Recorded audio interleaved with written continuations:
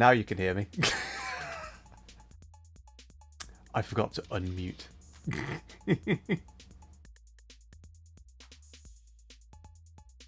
Professional. Welcome everyone. I was just saying hi. I was reading up everyone's names. Subval. Welcome Jesse. I can't skate. I can't either. Uwa. Bubble. Sky. Alex. Michenium. Raiha. Star. Welcome everyone. Nezachu. Welcome. What I initially said was for Hololight to get out of here. Of course, I'm a monumental nerd, and also that this song has appeared in one of the audios on the channel. Really quiet in the background, and it is groovy. Suyang, Ryu, welcome. Very professional. At least one thing has to go. It's Sod's Law. We expect that something has to go wrong. It's just the way of things, isn't it? Thank you, Jesse. Yeah, I start with the mic muted while we're warming up, and then I was in such a rush to respond to Hololight that I forgot to unmute.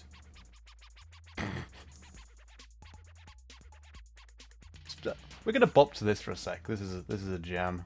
We are vibing, aren't we? Take a sip, and break the face tracking every time. This was one of the songs that played very, very quietly in the background of Incubus 3. A handful of tracks, which are all on this playlist for starting up the stream, was in the background, very, very muffled. And there was a thematic thing that I was going for. I'll pause the music now, so we're not just going on to more music in the background. But I did a thematic thing because that track, I'm going to be a massive nerd here. That track was remixed by the same artist for a later game in that series, and I played that one near the start of Incubus 3. Because it was like a bit more peppy, a bit more of a bop, and then I played the remix of it from CNC Renegade after the time skip when Incubus was Jackson was a lot less comfortable because the remix is a lot heavier, and that was something that I knew no one would catch, but I thought it was really cool to do. Think of the Mitch as a portable chair. What was his big fluffy tail, I suppose. Right. Welcome everyone, we are once again streaming. That's obvious. But yeah, quick thing, first of all, the computer has of course been funded and will be here in the next few days, so I can finally get back to editing. First thing I'm going to finish off is I was working on a new banner. I commissioned some art from a phenomenal artist, and I can't wait for all of you to see it. We needed an updated banner because of how important Respawn is, and the original banner was made before Respawn was a thing. So I wanted to get K in the banner. So we've got a refreshed banner with an artist whose style I think better fits the channel, and I really hope you look forward to it because it's. I don't want to spoil too much. I'm not even going to say who it is, but this person, as soon as I saw their style, I was like, I need to commission something. I need to commission something. He's over here with so much deep lore behind his music, and I'm just over here like, I hummed a FNAF song because I...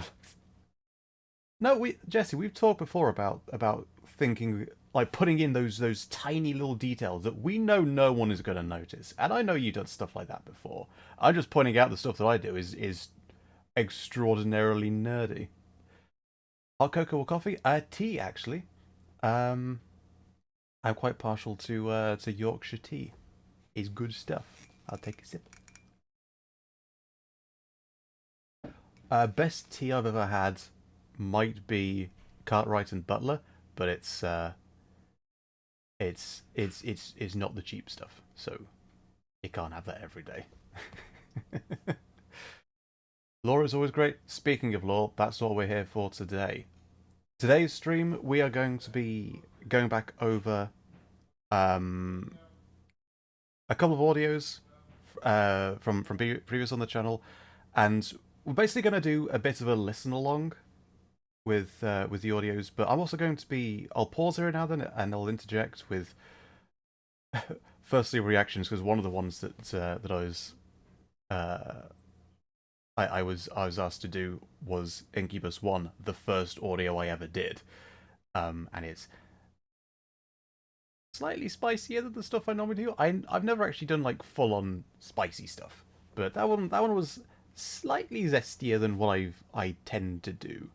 And when going back over my old stuff, it's a little bit like, did I do this? Also, I also strongly feel that my writing and especially acting has improved since then. I don't want to necessarily say that I'm particularly good at either. I've always just been a dabbler. I'm having fun. This is just fun stuff. This is just to to play around with stories and characters. That's what I enjoy doing. But I definitely can look at the older stuff and go, I'm a bit better than that now. But so yeah, it'll be interesting to see the difference. So I think let's jump in. Oop.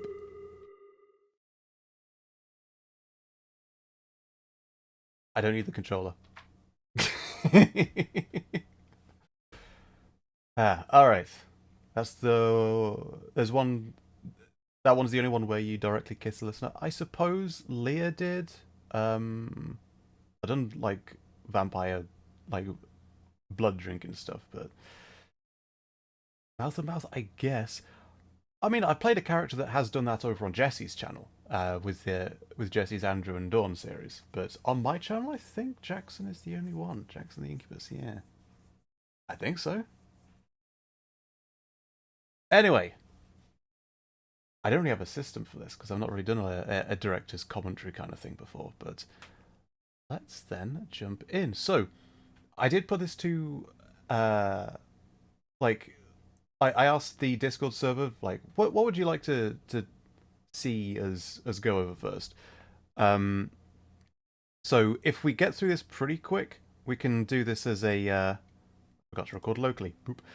We could do this as a like take suggestions later on, but I think we got enough audios to get us through the entire stream. This is like an AMA all the way through, so I'll be checking chat. If you got any questions about an audio that's currently playing, also drop that behind. Now we can see the tail a bit more.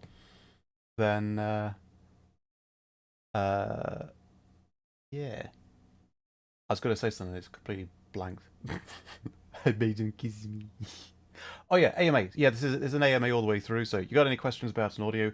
Well, we can pause throughout. So this is less of a dramatic listen along to get the full experience. I'm not going to be playing audios out of order. I'll be playing like the part one of a series, if any part of a series. So there's no spoilers. But I kind of assume you might have listened to stuff already, so I hope you don't mind me pausing and talking over occasionally. So this might not be the best first time experience listening to stuff. Haven't heard the Incubus series yet? You don't need to listen to all the stuff on the channel. It's absolutely fine. I'm not gonna, how dare you're not a super fan. He's cool.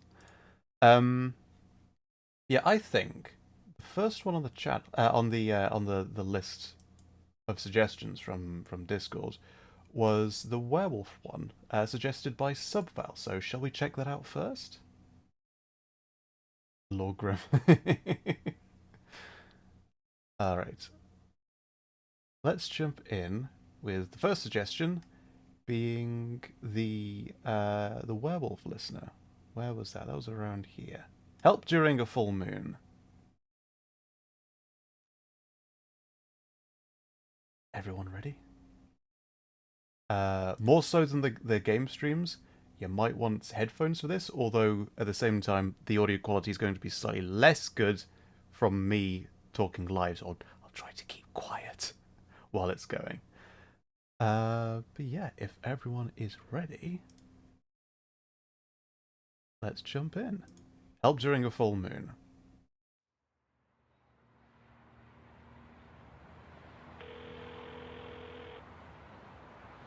I was proud of the sound effects for the start of this. Hey, you right? Whoa, whoa, whoa. Slow down. What's happened? Yeah, I'm home. It's gone 9. What do you mean you're coming over? Sorry, 9:45. What's happened? Where are you? I want this to be like No, you have to a calm concerned down. friend. I don't... Just... Where are you right now? You want me to pick you up? Not sure how well the stammering works, but sorry? I try to write those You're in. walking where?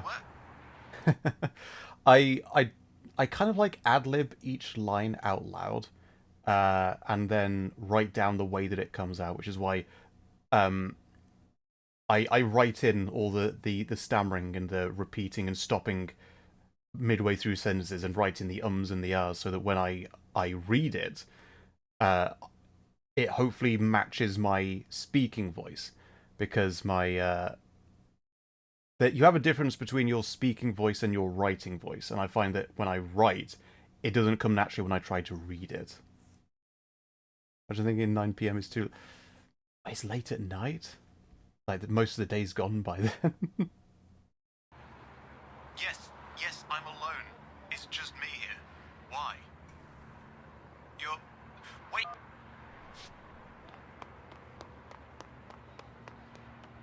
I'm really happy with that, with how that bit sounded. Like, the way the sentence cut off partway through with the beep. It gives... I like that it gave the right sort of... It put you in the scene. There was only a handful of sound effects there, but those small kind of sound effects really do help to sell the scene. Just tiny little things like that I found do help with selling it as part of the edit. It adds a lot more time to the edit. Like, that was only just a handful of sound effects, but that's also one of the few times you can hear the footsteps of the listener. This was something I talked with a bunch of people about during the edit of Respawn 1, about whether we should hear both the speaker's footsteps and the listener's footsteps added in sound effect, or just the speaker. And for some reason, it feels more natural to only have the sound effects of the speaker's footsteps, and like give the impression that the listener is kind of gliding. Because when you're walking, your footsteps, you edit them out in your head, I kind of feel. Because you expect the sound, and it's tied to your bodily motion, but footsteps from someone else, because you're not controlling the body, because you're not expecting each step, it sounds like something's missing when you can't hear them walking, but you tune out your own walking. So that's kind of the direction. That's why I went with, in edits, you can usually only hear the non-listener's footsteps. And this was an exception. There are a couple of exceptions, and this is one, because by this point, only the listener was in the scene. And I needed to give the impression of the listener as they've hung up, they've decided where they're going to go, and they're now running to get there. But usually, especially when there's a speaker in the scene, if you hear the listener's footsteps, it feels like it takes you out of the scene, because you're asking, well, whose footsteps are those? But if you don't hear any for the listener, I kind of feel it's because you edit that out yourself, because you're expecting the steps. I think I've spoken about that enough. I'm repeating myself. Kind of like how you block out the fact you see your part of your nose. Kind of, yeah. Footsteps are slower there because they've been running a while, they're tired. Bang, bang, bang. My God, there you are. Yeah, come in. Think about the projection there. I wanted, even though I recorded the phone, and then this scene immediately afterwards, they're obviously going to sound a lot different. When you're talking on the phone, you're going to project a little bit, whereas if you're standing right in front of the person, you lower your tone a little bit because they're right in front of you. So, tip, I guess, for people also doing VA stuff, keep in mind how far you need to project. This is even more important as well for collabs, where one person might be projecting more than another, but that's a lot more difficult to coordinate. But with this bit, instead of being on the phone, it's like, hey, what's up?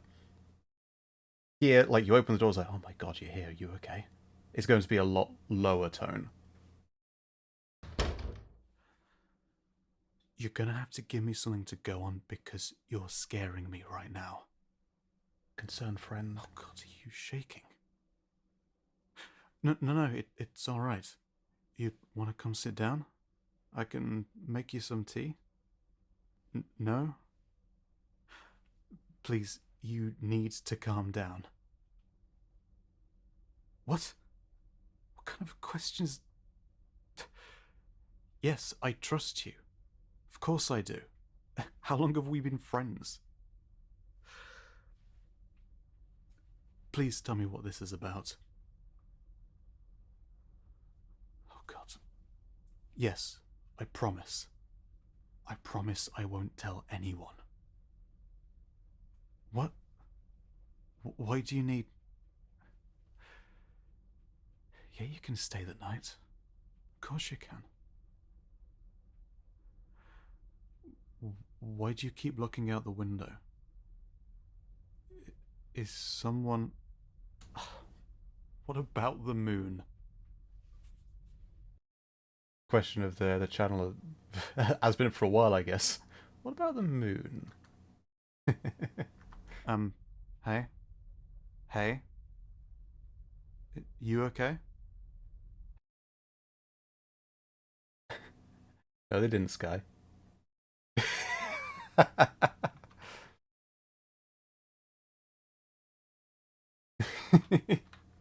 Sorry. Hey. Hey. Oh god.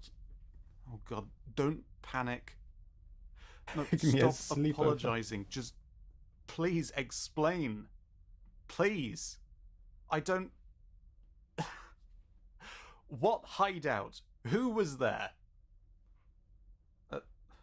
What is that? No, please don't tell me that's alcohol. It's... I'm sorry, a sleep potion. Whoa! How much did you just... If you've got headphones on, you might be able to hear a very low, bassy rumble in the background.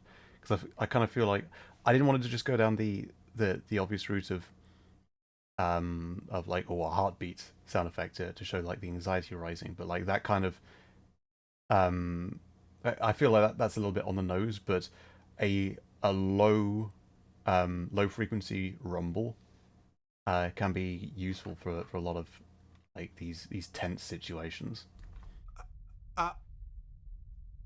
And it slowly builds as the scene gets more dramatic. Why are your eyes...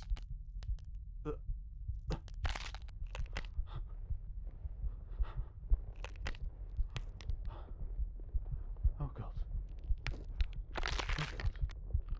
Oh god. Oh god. Oh. Ah!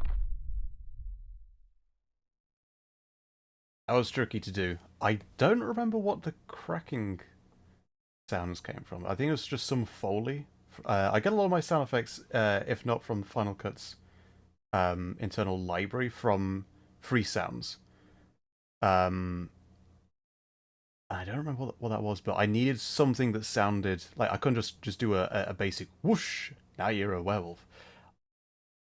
You as the listener are turning into a werewolf, so we needed a sound dramatic. And as the low frequency built, there was a heartbeat that came in there, right near the end. I can't remember if that sped up.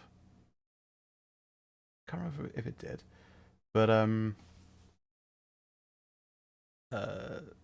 yeah, and as like the transformation goes, like I wanted it to seem like that's kind of the focus. You're losing yourself. You're losing track of what's around you. So the speaker's voice gets quieter. It's not as loud, and also a muffle sound effect is starts to build up Had the same reaction. Kinda. Love the implication of the fact his first assumption is that we had alcohol. I mean, someone turns up and is just like acting as bizarre as that, and then they pull like a flask out of their pocket and start chugging it. Like, concerned friend instincts are just going to be at overdrive at that point. How did you come up with the small details like the hideout? Did you think about who gave the listener the sleep potion before you wrote it into the script, or was it just added for convenience? The potion kinda was convenience. I think it does get referenced again in a bit, where it's just like, don't worry about it. I needed something, and like if werewolves exist, then the point was the listener has a system in place already. They know how to deal with this. This isn't just like the first time they transform. They live with this.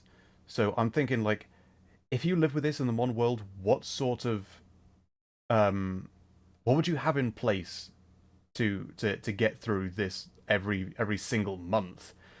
And I thought, well, you've got to have a place you can go to that you know is going to be safe. So a hideout with like what I considered the hideout would be like some abandoned house in the woods or something like that.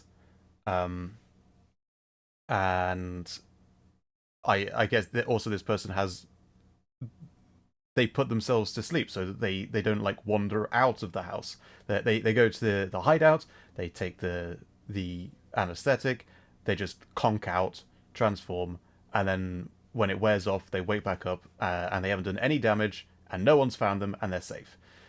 That's kind of like how I felt. That's what their plan would be.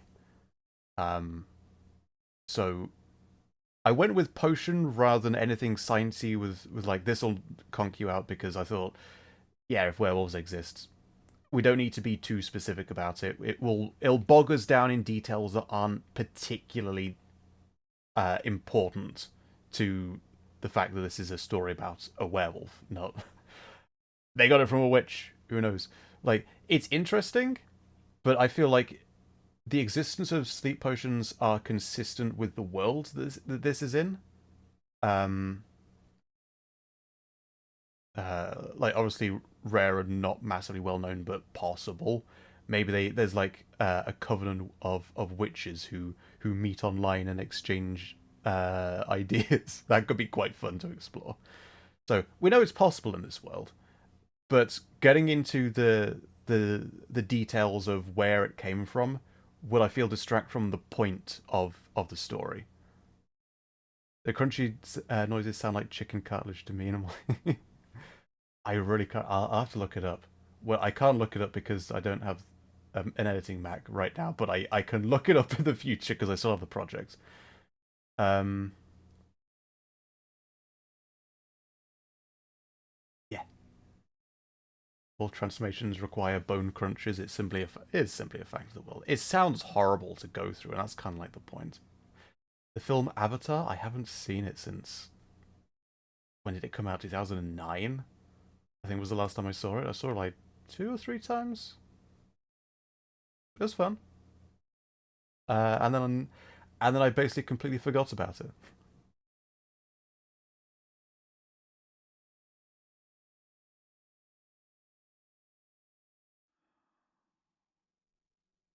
A bit of a quiet time because an entire night goes by.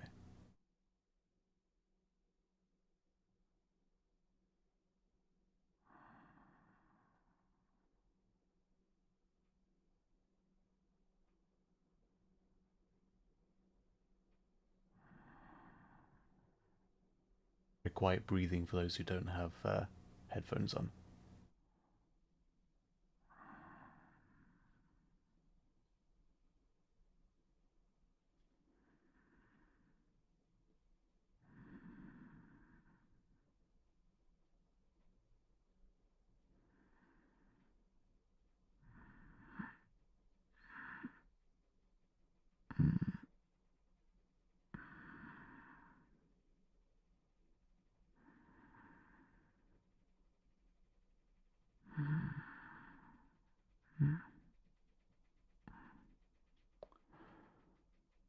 Hey.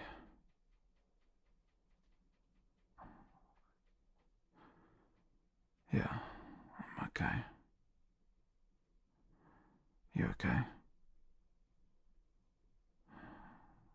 Okay. Of course, the quality of the voice has to be different if you're just waking up. So there's a bit more of a crunch to waking. I think I took a bit of a break to try and get my breathing pace down to be really slow and relaxed. I can't even remember if I recorded it on the same day. I probably did, but gotta love some breathing. But that's another instance of making sure the quality of the voice matches the environment. How, by the way, is the volume of the audio? Do I need to bump up the volume of the audio compared to me speaking out loud, or is there a decent balance? Let me know if the audio is the YouTube audio is a bit too quiet or about right or a bit loud. You can you let go of me now, please?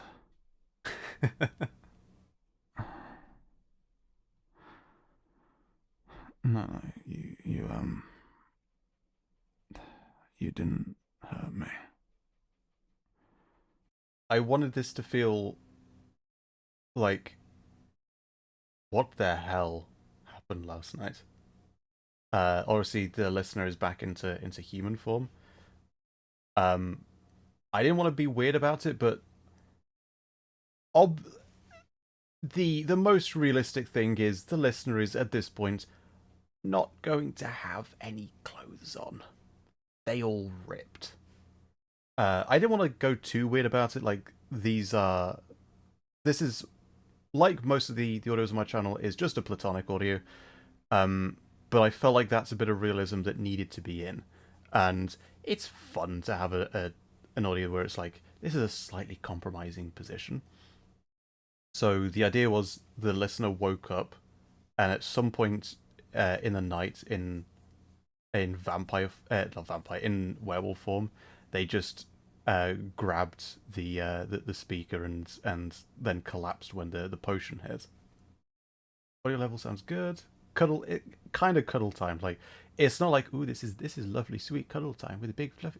It's still terrifying because it's a bloody great big werewolf. Welcome time, lady. Most people hate hearing their own voices from recordings. Uh, oh, yeah. For a long time, I didn't like the sound of my voice, and I. That's just how it is with everyone. I've learned. I think it's just a normal thing. Most people don't like the way that their voices sound. And if you think about it, like you're used to the way that your voice sounds to you. Um, but you're hearing your voice from within your own head. When you speak out loud, your ears aren't in front of your mouth, like catching the sound being projected. The sound is reverberating through your skull. So what you hear when you speak is different to what everyone else hears when you speak. And it's also going to be the same with microphones as well. Microphones will pick up closer to what other people hear, but also the quality of the mic is going to be different. So it's just normal for people to hate how they sound. And I've been on YouTube for over a decade doing different things. This is a more recent channel, my favorite, to be honest. But I've gotten used to hearing how my voice sounds when recorded to the point where I don't try to make a voice that's like, oh, that sounds good to me. I try to, when I'm doing a voice, I try to think about how it's going to sound to the mic and to everyone else. So I think voices only sound bad to us because we're expecting something else. But we hear what our voice sounds like reverberating through our skulls more so than what everyone else hears. And I think it's good to to separate what you expect to hear with what everyone else hears. And when recording, get try to get yourself used to how it sounds, and then try to manipulate that, rather than try to match the recording to what you hear in your head. Oh no, I fell on top of you completely naked. I imagine it's like having a large St. Bernard sitting on your chest. Kind of. St. Bernards are gorgeous though, and the werewolf isn't necessarily friendly. So there's a I like having like a sliver of darkness to stories. I don't want to do like flat out dark, but a little bit of like, what's this? I like that. Mitch voice is high for me. The Mitch voice did get a bit higher as audios went on. I didn't put too much effort into how he sounded to begin with. Um, I don't say I didn't put any effort in, but like I started to pay a bit more attention. Like maybe I should do a bit more with this going forward. Like if you listen back to the first one or two Mitch audios, he was definitely a little bit closer to how I normally sound. I prefer how my voice sounds recorded sometimes over what I hear, but that's fair. Your voice You sounds don't fine. Don't worry like about it. me, no. Just Don't want to do flat out dark eyes respawn. Yeah, but Kay's lovely though, isn't he? He's sweet. Yeah, the listener got torn to shreds, but he's sweet. grappled me from behind and collapsed. I felt like they had to wake up in a Yeah, compromising position. I'm not looking. You know where my room is. You want to find something to put on? Oh, yours ripped. Yeah. Yeah, help yourself. And no matter how compromising a position they woke up in, the speaker is still a friend. It's still a platonic audio, so the speaker's going like, I'm not looking, you know where my room is, get something to put on, don't worry about it. It's a compromising position, but it's... I like having a situation like that, where we then see the characters navigate it well. That's kind of the direction I wanted to go with this. Like, the situation isn't the best to be in, but the speaker is hopefully a good person to be in that situation with. I like characters like that, and I like having a character that you feel you can be comfortable around. Obviously, it's not the case for all stories, but we go into this audio knowing that the speaker is a good friend. Like this could easily go into into a lover's sort of situation, and it just didn't feel like it was the right story for that. I've got nothing against it. It's just not something that I do too often. And also, you can hear a lot more of the gravel in the voice for this. So there are kind of like there are 4 different scenes in this audio where I'm putting on a slightly different quality of the voice each time, and hopefully that came across well. Okay. No, I need a minute. Wouldn't the listener think to bring an extra pair of clothing? So the listener was planning on going to the hideout. They got there with enough time, but found someone else. Like there were people there already. So they kind of had the clothes that they went in, but they planned to derobe before the transformation, so they didn't just rip. And them turning up at the speaker's house was not planned. They didn't plan for their clothes to rip, so no. Are all of your audios connected? Like, is there a possibility that Mitch and David might meet? The possibility exists. Mitch and David do exist in the same world. Tell you what, we'll divert really quickly in a few minutes. Let's get to the end of this audio first. We'll cycle back to cycle back on a bike to this question at the end of this audio. We'll play the audio first. Remind me that question.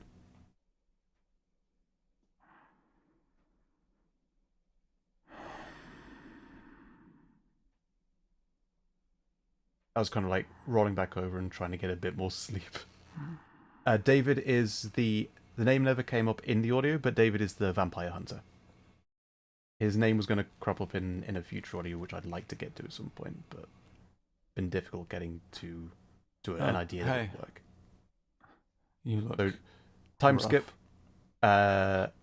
Speaker is a little bit more awake now, and the listener has got some clothes on. Yeah, of course it's fine. If it fits, then no worries.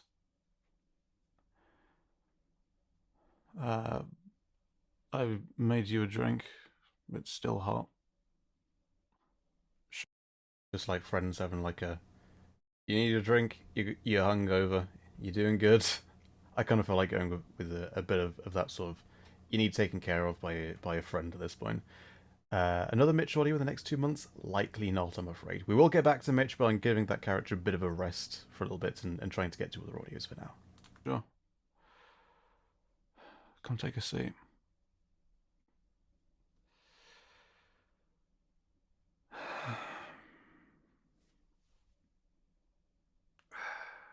So, I think you have some explaining to do. Hmm? Uh, why would I kick you out?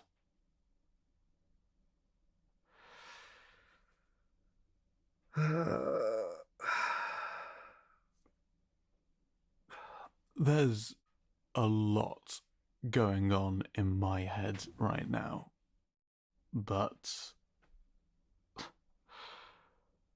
course we're still Dangerously friends. hungover. Of course we're still friends. I just, I'd say I wish you'd have told me, but yeah, I can see why you didn't. Kind Who'd of have hard to believed it? believe even after I've seen everything. You woke up naked, seen everything. How could someone not?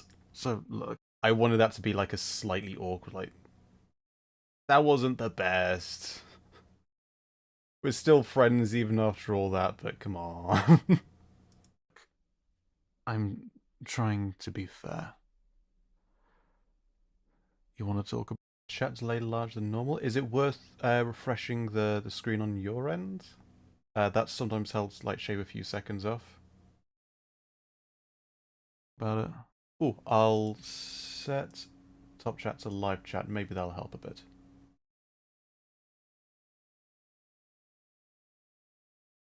There you go. And up.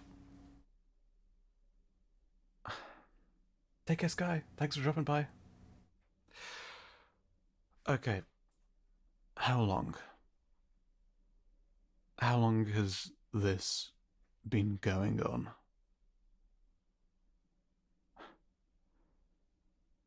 2 years. Yeah, you took some time off. I kind of remember that.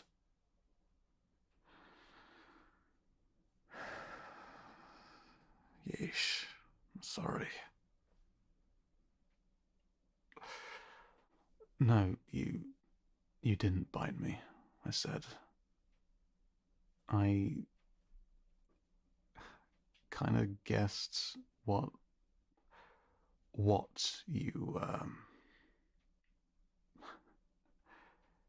yeah.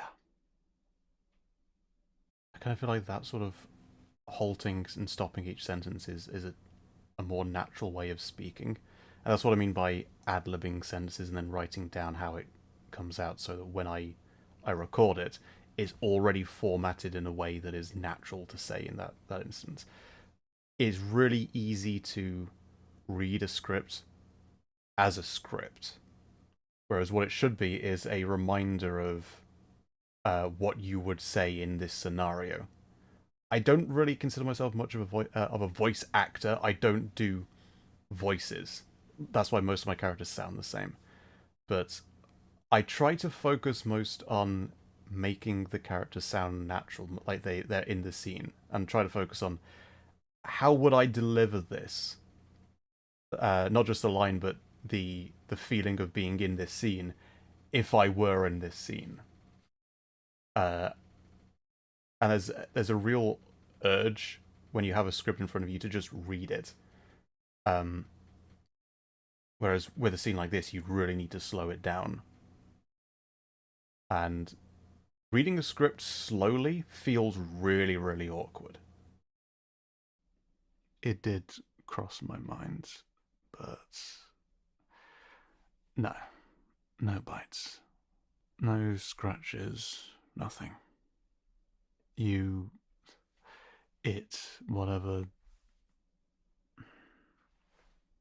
Whatever you drank worked pretty quick. You just grabbed me and fell forward. Didn't take long and you were out of it. The implication was the werewolf could have been about to do actual serious damage before the potion hit. The werewolf isn't a huge cuddly bear. They could have, in that instance, been trying to attack, but just conked out. Just in time. We don't really know. At first I was too... I didn't want to move. Well, couldn't. But even if I could, didn't want to wake. Yeah, then the pieces started to fit together and I figured out what was going on, as crazy as it all sounded. Then I guess I crashed when the adrenaline ran its course.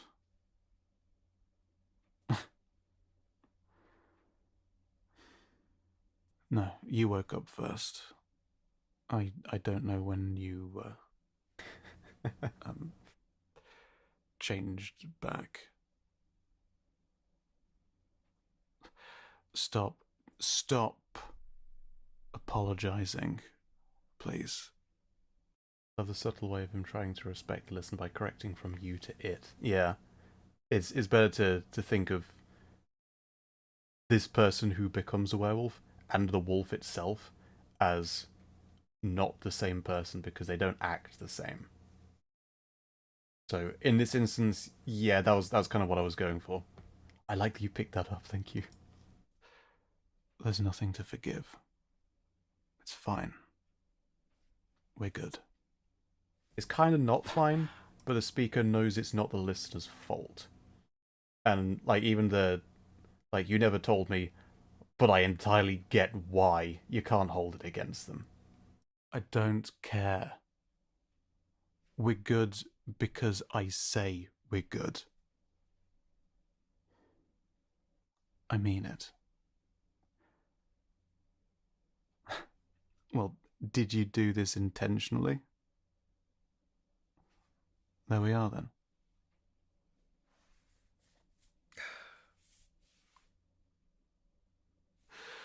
Well, yeah, you,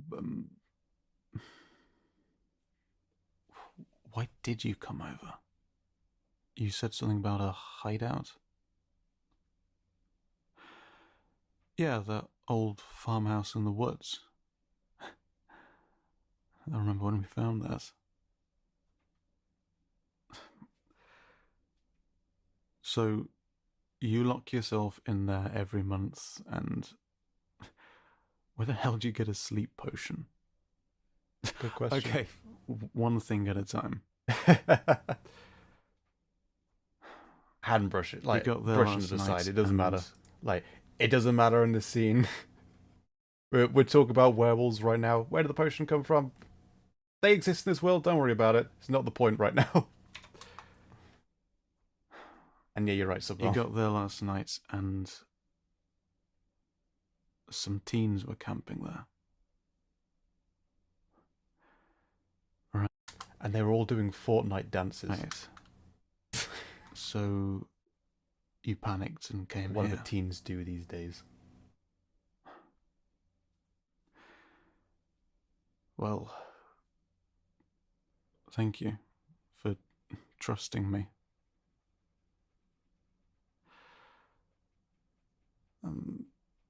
What was the plan exactly? You didn't have one. Yeah, I guess You didn't have long enough to come up with one, did you? You barely made it inside. It was already dark when you called. Do you have any control in the other form? Sorry, Bubble. Does it help to watch the VTuber model? Hi, I'm mouthing when I speak. A bit. Kind of like a Yeah, dream. me in lavender. Well done. Look, you want me to cook you some breakfast? Changing like that, you must be hungry. Very hungry. Yeah, no problem.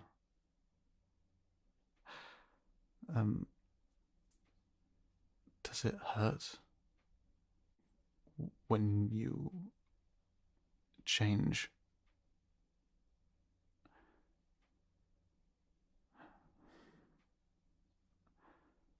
Oh.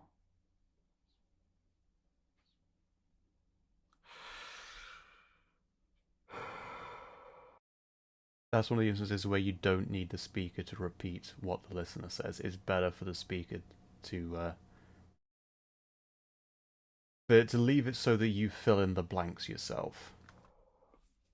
Okay, first things first. Breakfast, then we can talk if you want.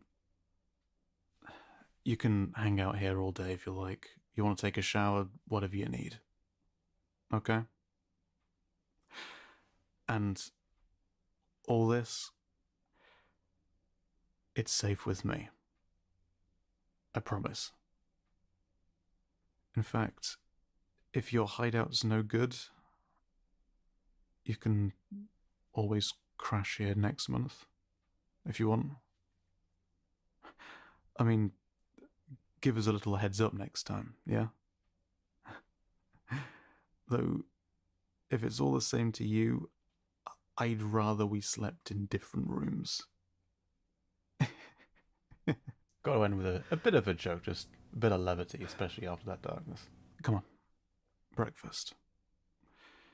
You look hungry. I really like the detail of the just woken up voice. It's overlooked in so many movies. Thank you. I hope it came across well enough. Welcome, by the way. I think that was all of it. Yeah, that's all of it. There we go. That was the werewolf listener audio, with two completely unnamed characters. I want a 5-star. You need it after hearing your bones crack like that. So the thing I was going to get to, what was the question from a little bit ago? Oh, it was about what's the likelihood of characters like being in a connected world and talking to one another. This is the card that is linked below, and here is our lore wiki.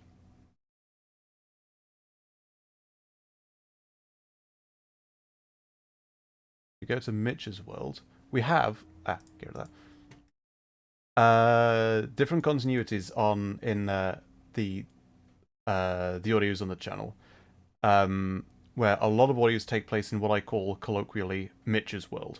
So these are audios that take place in the same continuity. The plane is the world that Respawn takes place in, and there are several self-contained audios that take place in their own separate continuities, like the Zombie Survivors one doesn't take place in the same continuity as any other.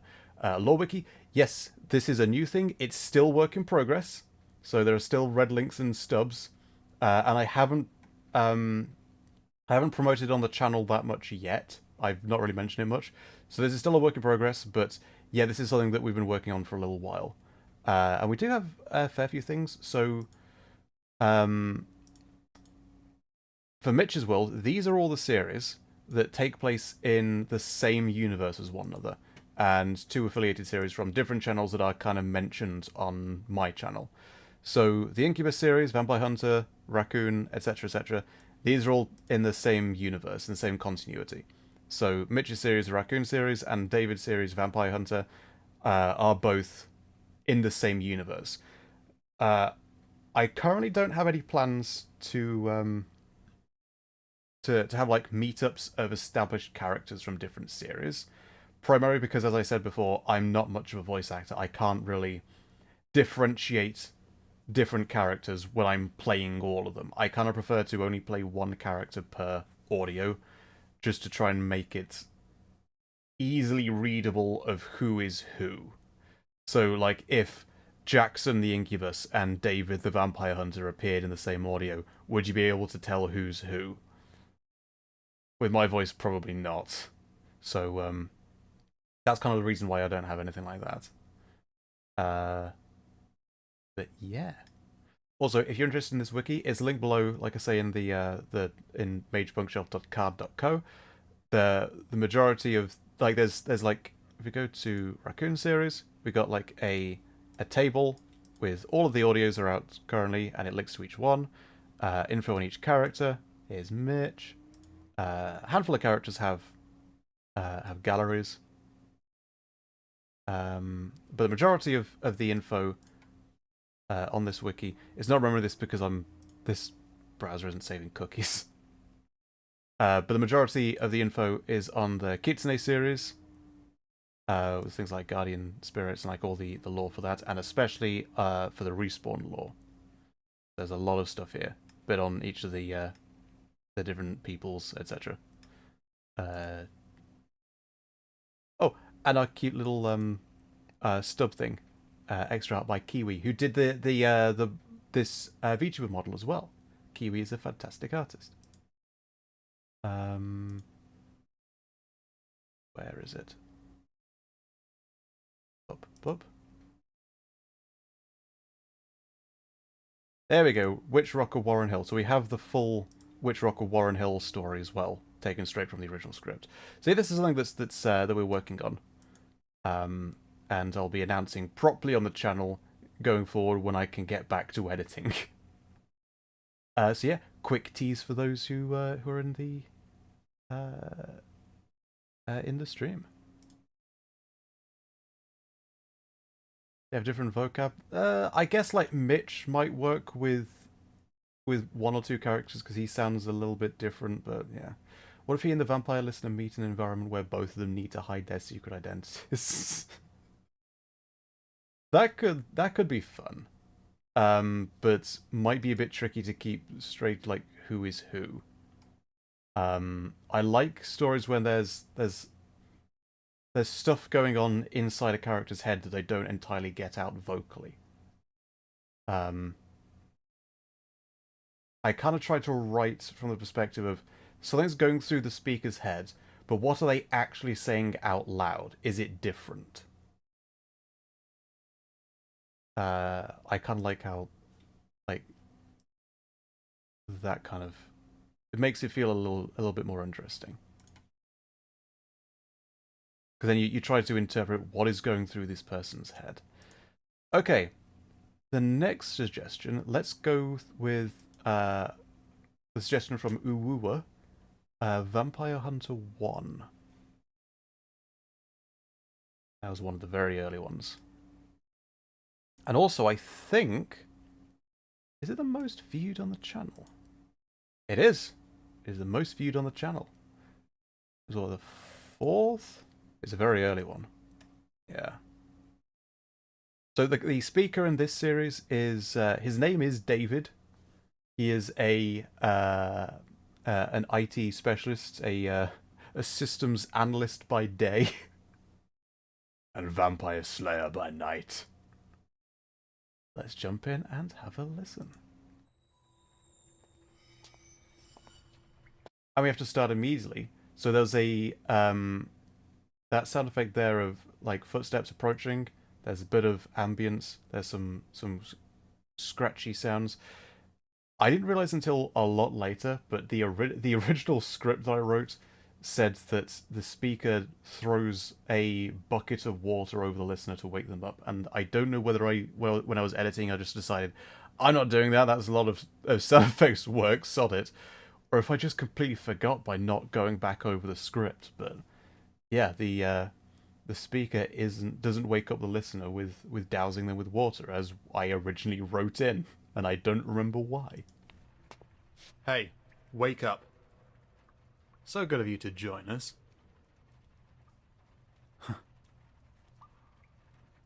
Where we are isn't important. I like this warehouse. Abandoned and unsellable.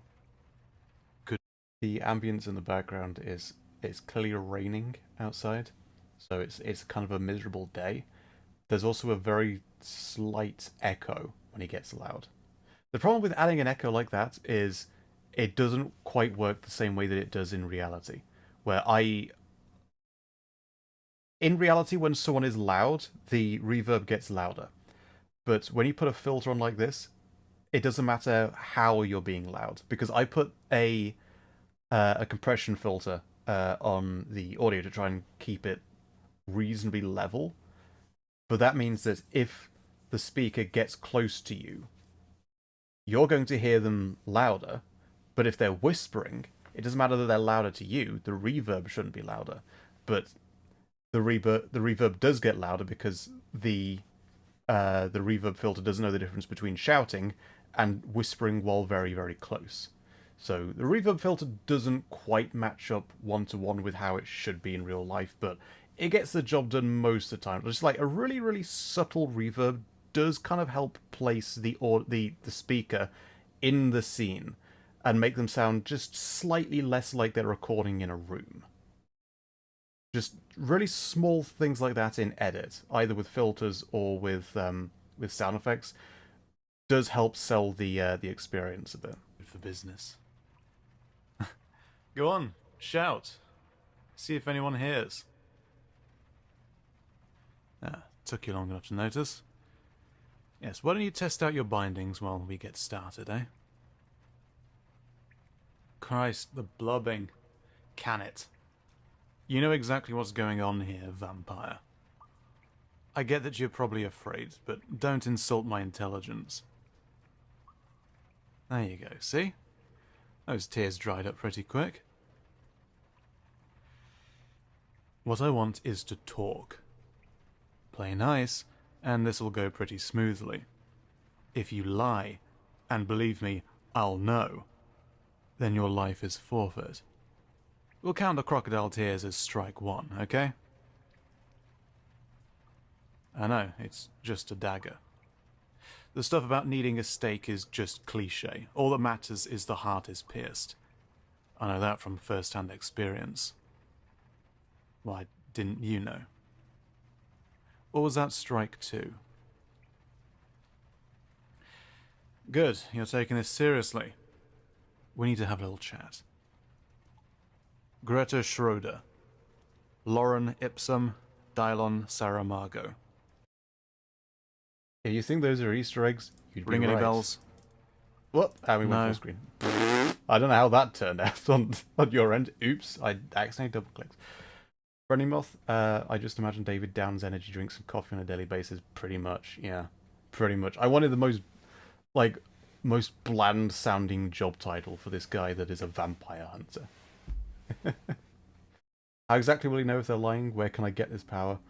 It's not quite a superpower. He's kind of more so bluffing. He's gotten the hang of reading people a bit, but he doesn't always know. But the names. Greta Schroeder was the name of an actress who played a character in Nosferatu, who was killed by the vampire in Nosferatu. Dylon Saramago is a reference to a podcast I used to listen to a while back. I used to use that podcast as a go-to for hiding Easter eggs. There's not much meaning in there. But the one I'm most proud of is like, okay, I need a third name. Lauren Ipsum. I was way too proud of. Hang on. What's happened with a bit of the right? Why is there a grey bar at the left now? Hang on. What's happened here? What's happened there? OBS, what are you on about? I'll sort that out when it continues playing. But yeah, those were... I wanted to hide Easter eggs for those names, and I was very proud of those.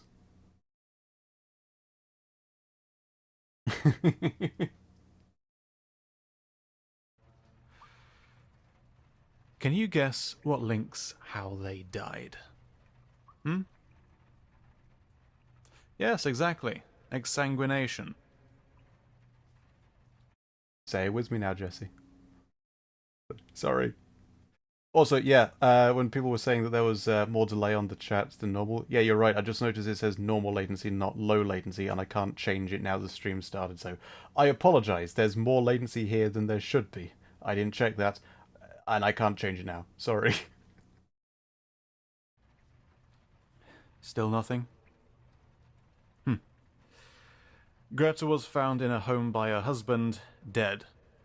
2 puncture marks on her neck. Lauren was fished out of the river after her body was caught on some reeds not far from her university. The autopsy showed she was dead before she hit the water. 2 puncture marks on her neck. Dial on... Oh, I'm sorry. Is this all too real for you?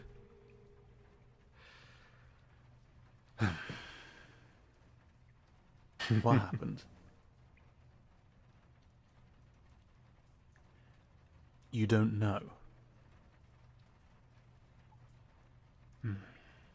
Reminds me of Trevor Belmont. Not gonna lie, Drunkard by Day, Vampire Hunter is also a friend of a Vampire by Night.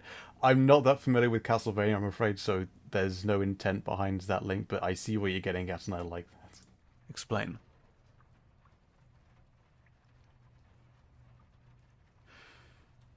I like the idea of, despite this being an interrogation, I wanted the interrogator to still be kind of fair.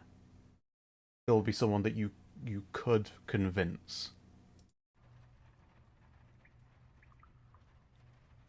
I've been keeping an eye on the shadows of this town for the last few years. You've been on my radar for 2. Yes, I've known about you. What you are. I never acted on it as long as you stayed out of trouble. I kind of feel like the delivery there could have been slowed down a bit more, a bit more oomph to, like, a bit more emphasis to some of the words. It sounded a bit too reading-y there. And now what do we have? 3 dead in the past week, all within a few miles of your house. So, are you saying there's another vampire around here? It's a stretch. That would be news to me. See, at this point, he is hearing you out. He's not just going, "Oh, vampire bad. Bad, bad, bad vampire. No, no, no, no." That's a bit boring when when one of the characters is just completely shut off from new information. Unless there's, like, a good reason for them to play off of the other person. So there's always reasons, like, why you could go with that. I'm not talking in all-encompassing terms. But in this sort of in this sort of instance, I think it's more interesting for a character that's willing to listen. You didn't do it. You know what I said about lies? You can hear him, if you've got headphones on, he gets closer to the right ear there. I wanted the impression that he leans in to whisper, like, "You know what I said?" Right? Alright. Then who did? And slightly quieter there because he leaned back. You don't know. You realize this doesn't look good for you. When was the last time you drank blood? This week. Well, who was it? A friend.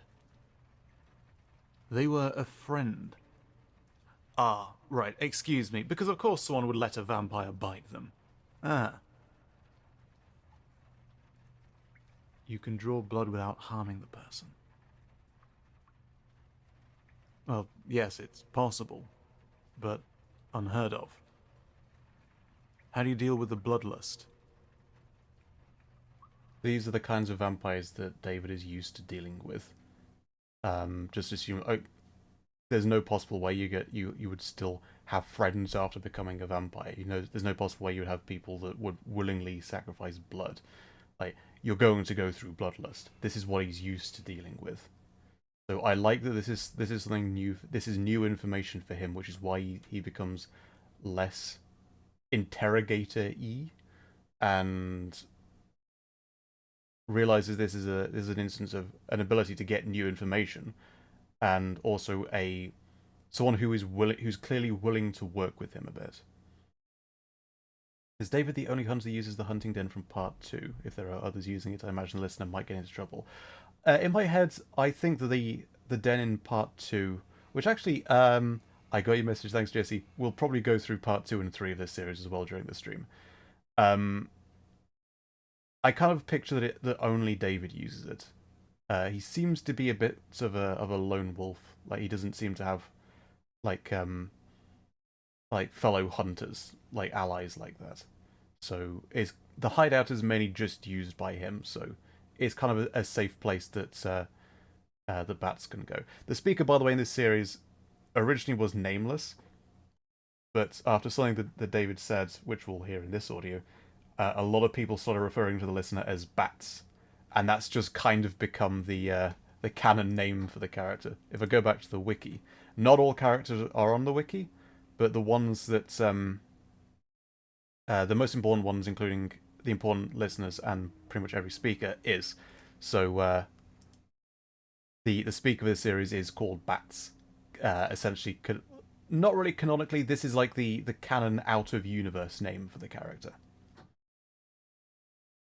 You're able to get enough that you don't feel it. This is man cave.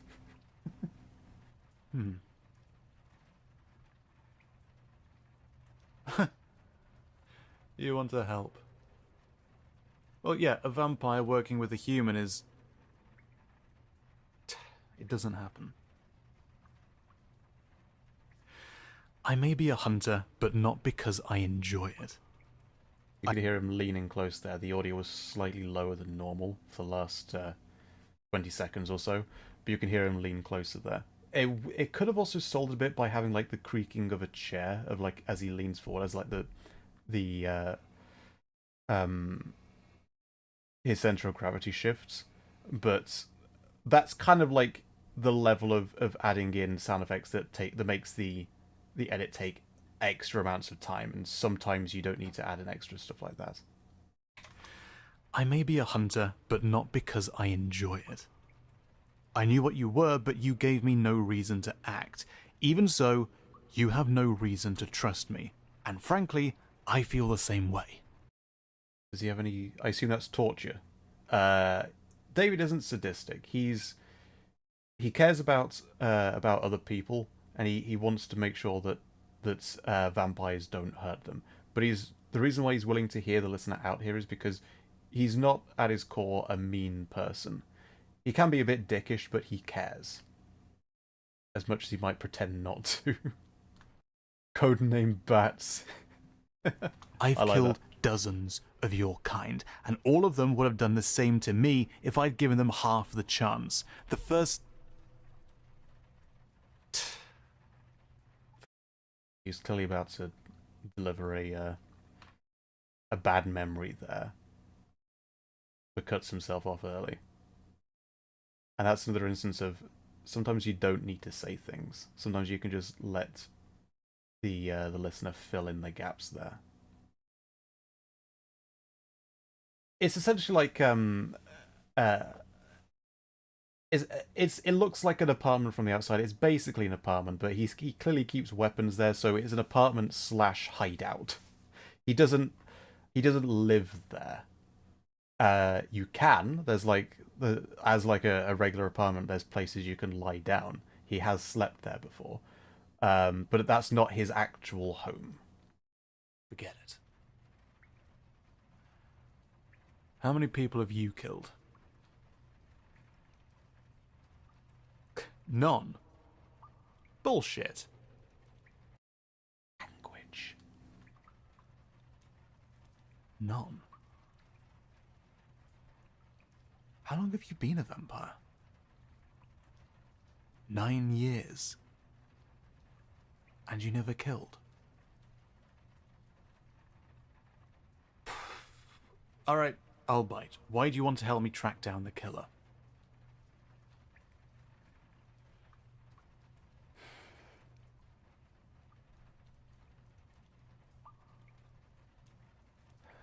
Right, okay.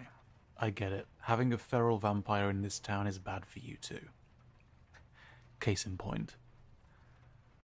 Yeah, you don't, as a vampire, want another vampire who's bad, because it gets all the hunters going, ooh, what's going on here? We don't want this. It got the existence of a bad vampire got Bats, a good vampire, in trouble. All the same, no. I'd rather work alone. Trust you. Akira, I No don't offense, remember but if how it was. could I? Might have been, I'm not sure. I've dealt with many of your kind, and you're the first to say you've never killed. Trust you, how can I? This was around about the point in the script that I realized the underlying theme was trust. So I kind of... It's not what I started with as a goal for the script, but I leaned into it from about here on out when I realized this is a story of trust. The hunter has a preconceived notion about what all vampires are like, and he feels like he can't trust you, and yeah, we see what happens here. Almost all manage it with their first feeding, intentionally or not. That kind of like gives an impression of the bloodlust. Almost all vampires kill with their first feeding, whether they mean it or not. So this is something that is very difficult to control. And that's why he's having difficulty believing and trusting Bats when Bats says that they've never killed. They've been able to stay by majority in control.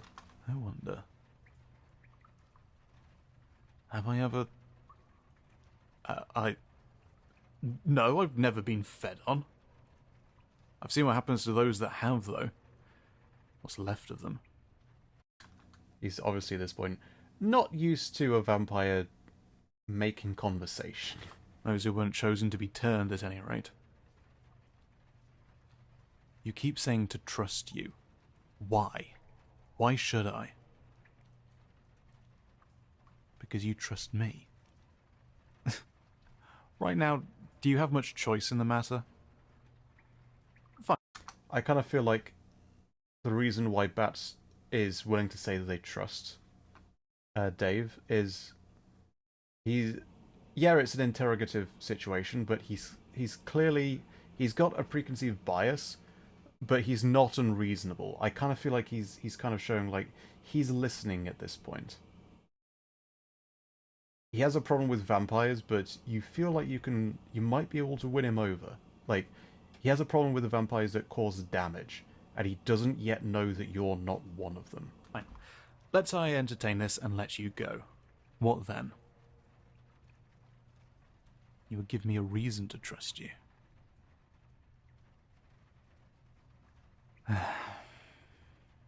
Maybe I'm too fucking naive. But David swears the most out of all my characters. Fine. Hold still. Let's let this play out in full. There's no rope sound effects. I should have added those in. There we go. Yeah. Take my hand. I'll help you up. God, you're cold. Alright, what have you... Get off me! Get off me! No, no, no, no. Stop, stop! Ow! Ha! Ah! And again, there's similar with the werewolf. If you've got headphones on, you can hear a building of a low frequency, just in the background of like, I use that as a tension is building, emotions are surging, sort of. You don't hear it so much as you feel it.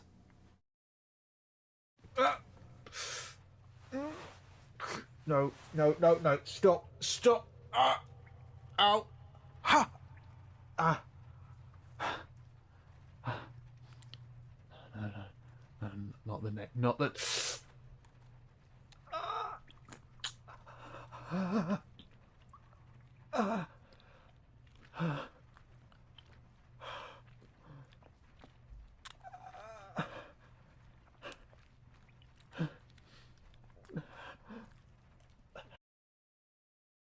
was confused what position Bats and David were in. So David is kind of, he's stuck on his back. You've pinned him down, and his voice is in the right speaker. So you're biting into his right side of his neck from his perspective. The sound effect here was done by me eating a pear very messily, and I was trying to make like the sounds of like of drinking fluid from that while like having my teeth in a pear. I didn't want it to get too squelchy, but I was told afterwards by Jesse that it doesn't really work. So when I did like blood feeding audio later with Raban, I toned down the sound effects substantially.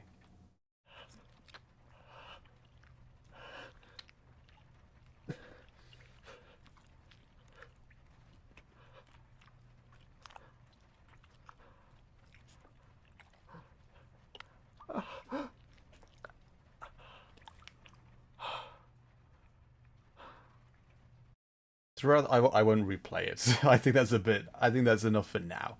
You can re-listen if you like, but yeah, with the I wanted him to sound like, firstly he's trying to fight back, but he kind of realizes that he can't, and partway through the recording that I wanted it to feel like he lost the will to fight back. He realized how overpowered he is, and I try to keep that in mind to see if I can get that sound out in the way that he breathes. Where he's just like lying there in pain, not able to move. Yeah, all the sadists coming out. But yeah, I feel like the sound effects was. I agree with Jesse. It was a bit much for this one. I was happy with how it sounded when I was editing, but yeah, listening back, it doesn't quite work as well as it should have. Why is Jesse always more terrifying in your audios? Jesse is very good at playing villains. But she does have a very wide range, and I think we'll see more of that in the future at some point. But I just so happened to like I had part 2 and 3 to the series planned more or less from the start. I knew where I wanted to go with it, but I was just like, I'm never going to meet anyone in this niche. I'm never going to be able to collab with anyone. It's never going to happen.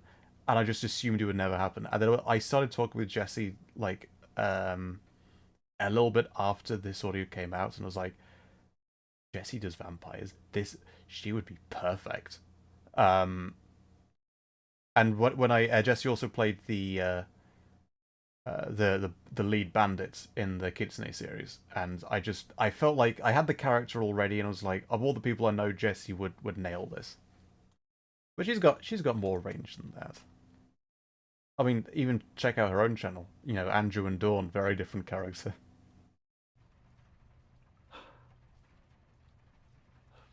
Fuck. Let me Comes it up. Ow. Ow. Ow. Ow. So all the fight has basically gone from him, other than being able to swear. How the fuck was that a show of trust? Good question. Of course you carry packets of gauze with you. No, it just stings a bit. Of course, you carry packets of, because like, I feel it makes sense for a vampire to kind of be prepared. You'd have packets of gold, like, here we go, this'll patch you up. There you go, it'll heal up. You'll do fine. Not losing any blood. You're all right. There you go, pat pat. You're good.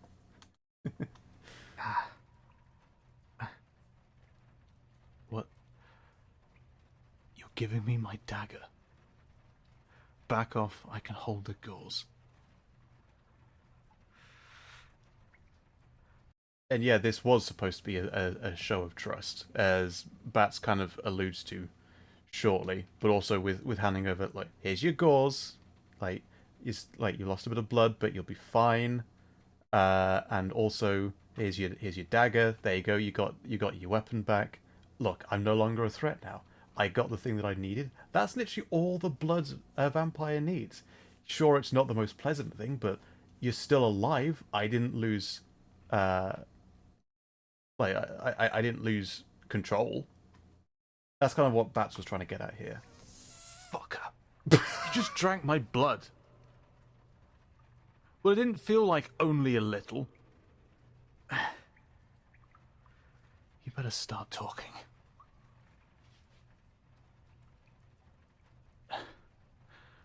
Show me the worst you could do. How is that the worst you could do? You could still kill me or turn me. How do I know you won't?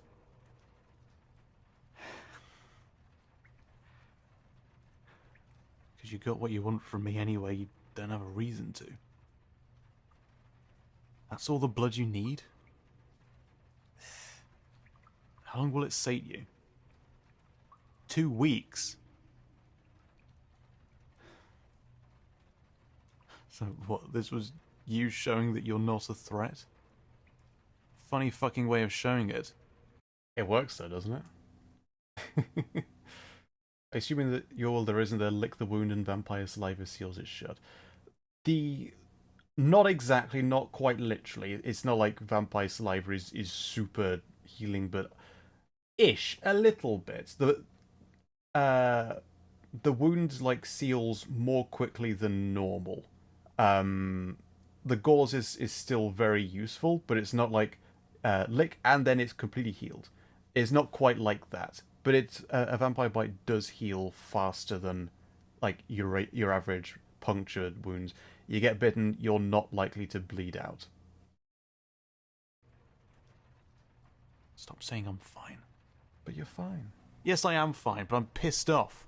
I'm not lightheaded, no. It stopped hurting after the first few seconds. But it did hurt to begin with. Of course you're going to sit next to me now. What, you think we're besties after that? Yeah, there's a little bit of anesthetic, just a small amount. It's still painful, but it's not like the style of like, oh, it feels good.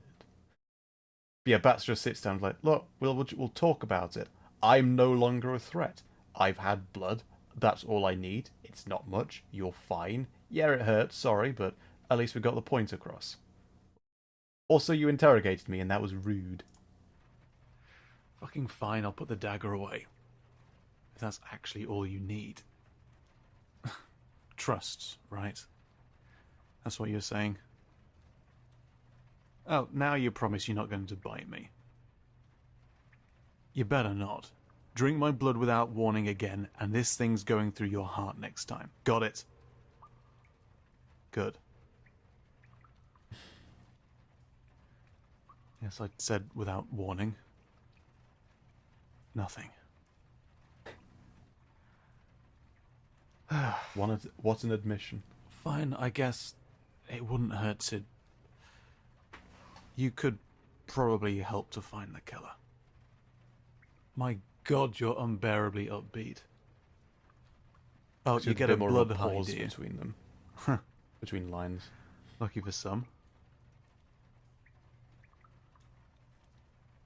So, when you say you have a friend, they, I guess, donate some blood to keep you going?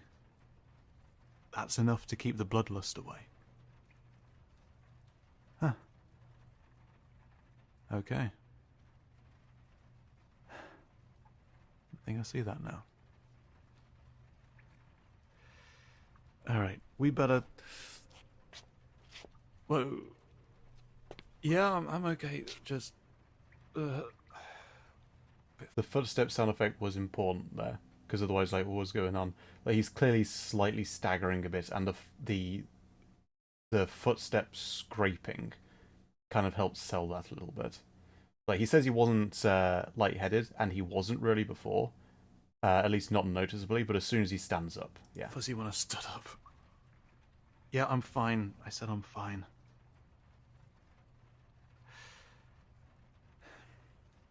Look, I'm sorry for bringing you here.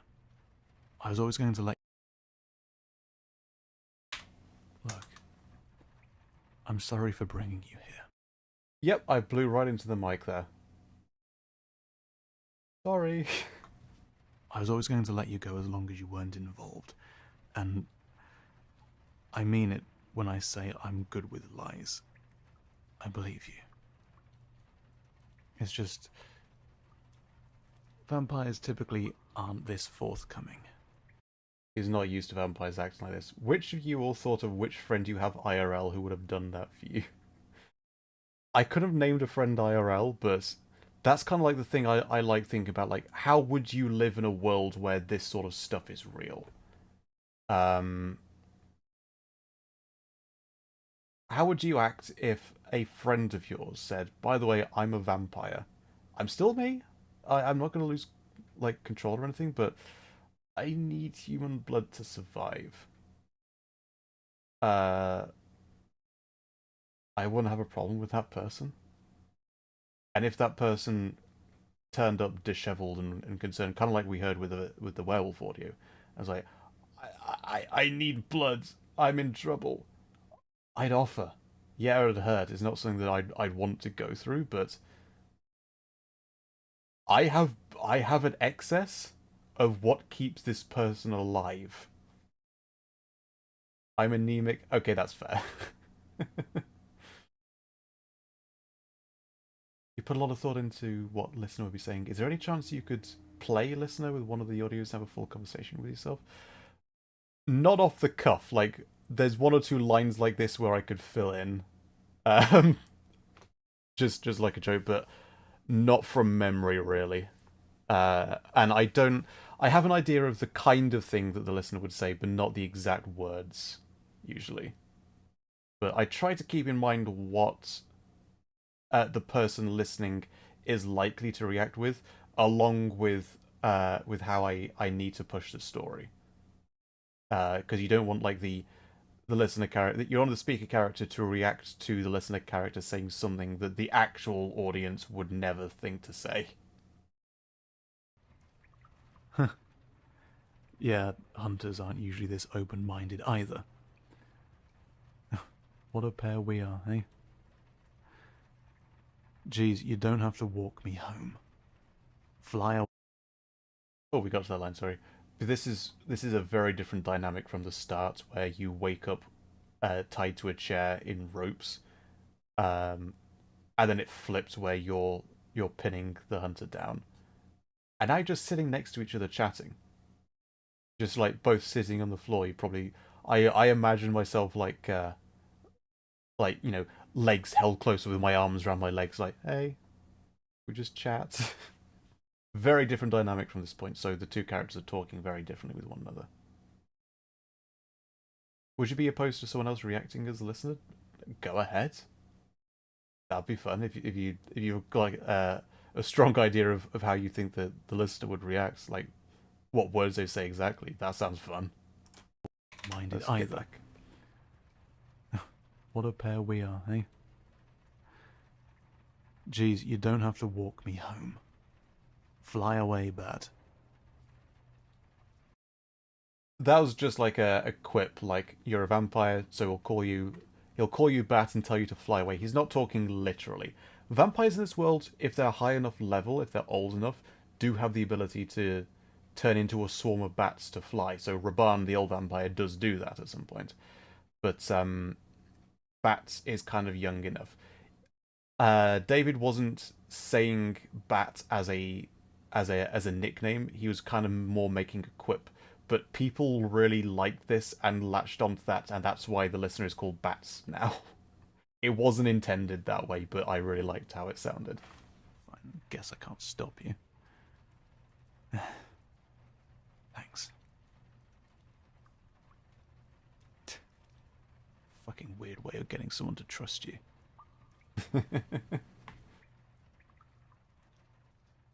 And there you go. Let's jump into we'll listen to 2 and 3, because I did get a ping like, could you listen to the should we listen to the full series? So we'll go through the other 2. I'll try to stop less often here. So with the sound effect, this is one of the few where you hear the listener's footsteps, because again they're the only one in the scene. It's clearly in the middle of a busy city. I imagine that it doesn't look like much of an apartment. It's like a rundown sort of brick building in the middle of a city with a heavy metal door. It doesn't look inviting. That sounded like wood there, so never mind. There you go, creaky. You better come in. The quality of voice is a bit different here because it sounds like it's a little bit quieter and also less bass. Because I think the bassiness that gets recorded really easily with a studio microphone would be lost if you're standing with that person in person outside. So I tend to reduce the bass with a low pass filter, high pass filter. I forget which one's which. I forget it every single time. Nora's trying to say thanks for dropping by. Hope you've enjoyed. Have you thought of something like a vampire inquisitor who cleans up the bad vampire to protect the good ones and things like? I haven't actually considered something like that in the lore. But that sounds interesting. Both butterflies and moths can feed off of blood, so technically the vamp could turn into either. Lives in South London. It sounds like it, doesn't it?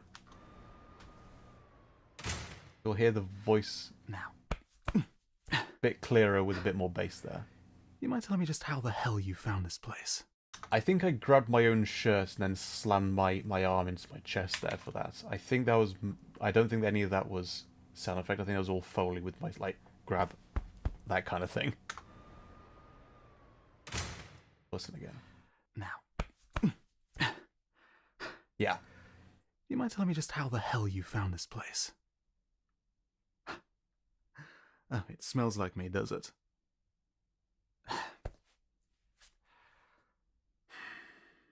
This better be good. It is. I'll hold you to that. Come on. Now, leave your shoes on. This place has seen worse than dirt. He grabbed the listener because, like, he's not expecting you to turn up, and he still doesn't entirely trust you. And it's also been a bit of time since part 1, so the moment has passed, kind of, for how they ended up at the end. But he's still willing to hear you out, and you're clearly not a threat right now. Yeah, sit wherever. Drink? Yeah, alright. Still polite to ask. Which one of them won that grab? The bats wasn't really fighting. They're like, you know, hands up, like, I'm not a threat. I'm here to talk. That's all. They were like, all right. Where did you get the background pick for your audios? So I knew from the start that I wasn't really going to be able to have like art for every video, and there was no way I was going to do the whole it's some random anime character. I don't want to do that. I don't just nick characters from anime or manga, and I don't really want to do like pit crews for every single thing, and I couldn't afford like a commission for every audio, so I knew I needed something. And I when listening to other people's audios, I realized I concentrated more so on the text than the art. Like, an audio could have decent art in the thumbnail, and I would just go, yeah, but what's the story? I'm not going to click it just for good art. The art helps draw the eye, definitely. But I wanted to have the text front and center. But I needed some kind of background, because just like a flat color wouldn't be any good. I already had this background image for some previous stuff that I'd done.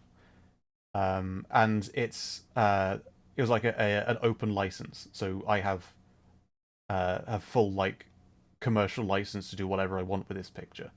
I did check that really just to be certain from the beginning. But yeah, it's not just an image I found online. I have the open license for it and everything. And it turns out the city in the background, hang on, that city in the background, I believe, is Cancun. I didn't know that at the time, but the picture had metadata for where it was taken, and I believe that's the city of Cancun. But the original image is a lot brighter. This is the middle of the day. I heavily altered the colors, which was allowed by the license.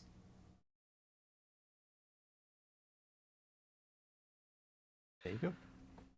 So what the fuck do you want? Barter for what? How did you learn about... Please don't tell me you've been trying to track them down. No offense, but you're an amateur at this. You fuck up, you make my job more difficult.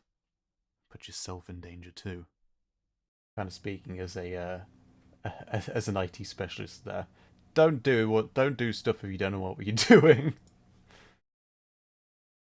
Okay, fine. Just intel. Good. You need to be careful. Okay. I am being careful, they're saying. Alright, Spill, what you got? What am I gonna do? Don't tell me you're going soft on them. What, is it someone you know? You don't know. Okay, fair question. Same thing I always do. I'll confront them somewhere remote and ask them questions. What happens next is their call. Armed? Of course. I don't much enjoy taking lives. Yes, even the lives of vampires, thank you. This isn't about vigilante justice or some personal revenge, or an ignorant human trying to exorcise the monsters. My only concern is to stop the killings. If I have no recourse, then yes. But if there's an easier way, I'll take it. Nice to meet you. Basically saying, there was an easier way with you, wasn't there? We didn't have to fight, and yeah. It went well in the end. Another killing? What? How do you know? Smell of fresh blood. When? Where were you? Yeah, I know, it's by the bridge.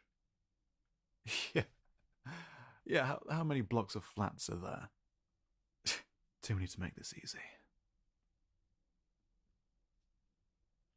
That whole section needed more pauses between each line, I think. Sometime within the last day, then. It's a start, at least. I should check it out. Wait for what? Excuse me? You think this is the time to make demands? The trail is getting colder by the second. I'm leaving now. If you want something else, it can wait. You have more information. Well? I tried to limit the amount of times where a speaker just repeats what the listener supposedly said, and I kind of feel like, at least this was still early on, I was still kind of doing that.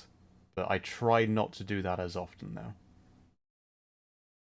Yeah, I don't know what it is, Foggy, but I've misread your name as Froggy as well. I apologize if I ever wrote it down like that. Welcome to the stream, though. Is this a game to you? I don't fuck around, Bat. If you're intentionally withholding information from me, then our relationship is about to take a short, sharp change. You want to barter? I have no patience left for you to try. He kind of feels like Bats is trying to push their way in. He's having difficulty trusting again. He's having difficulty like, what is your goal here? Like, I know what I'm doing. I'm the hunter, and you're turning up as someone who doesn't know what they're doing, trying to cosplay. Trade.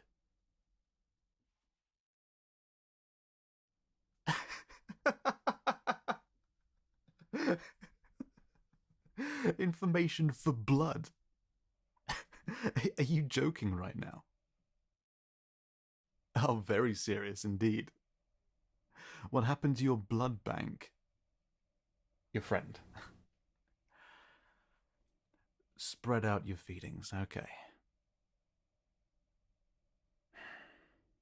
He's still incredulous, but he's starting to realize you are being reasonable. You have decent answers to these. It's like, okay, so maybe he's overreacting. Okay, you've got some information. We'll hear you out.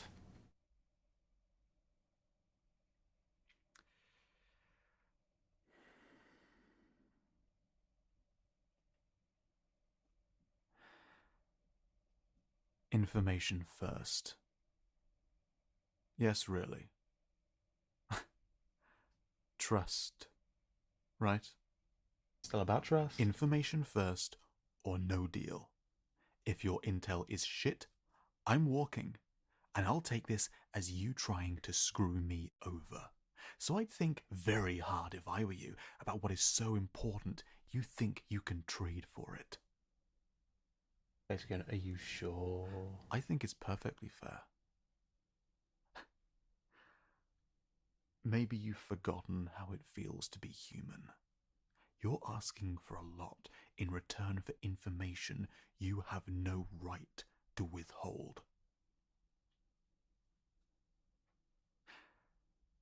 Come on, what you got? Track. What? You might be able to track them. How? The blood trail. Just the scent of it. Where does it go? You didn't follow.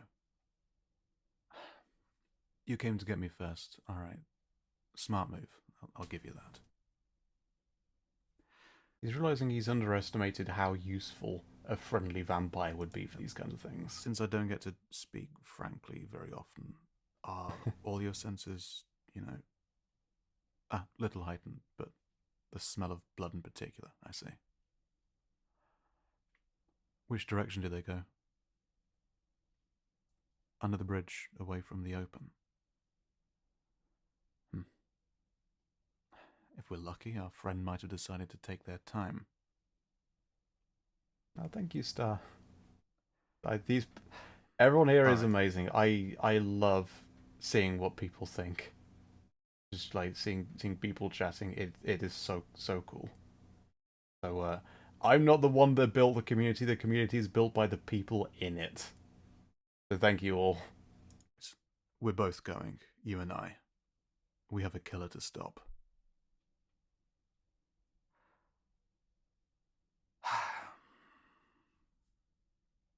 Fair's fair. We had a deal. Yes. But, look. Could I ask you not to take too much? This could be a long night. Half now, half after. Fine. Works for me. So, what I need to... Alright, I can sit still. He's no idea how to act in a situation where he's being fed on by someone he's allowing. Do I lie down? Do I sit? What? I like having this character be slightly awkward because he's not used to it. You guys stop. No.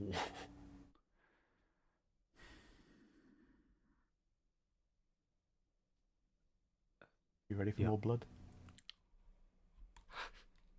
So I use the same starting sound effect from the pair as like the sound of like I imagine that's the sound of the fangs coming down. But I took Jesse's advice this time and toned down the potency of the blood drinking since part 1. So hopefully this sounds a bit better. I don't know how I did this. We'll listen. Yeah.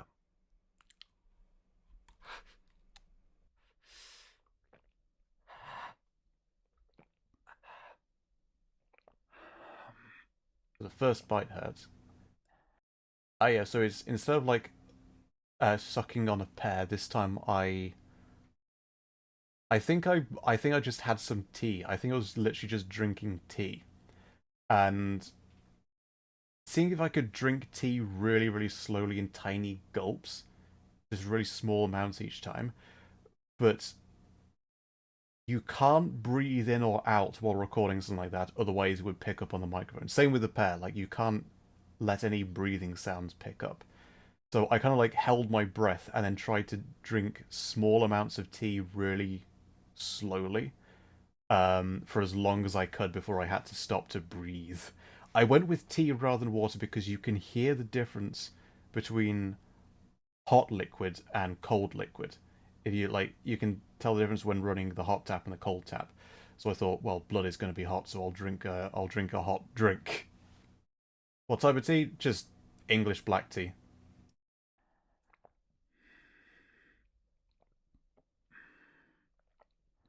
That way it's just like subtle sound effect. It's not too much.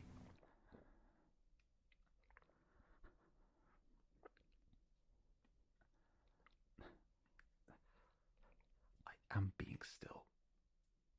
What if you didn't?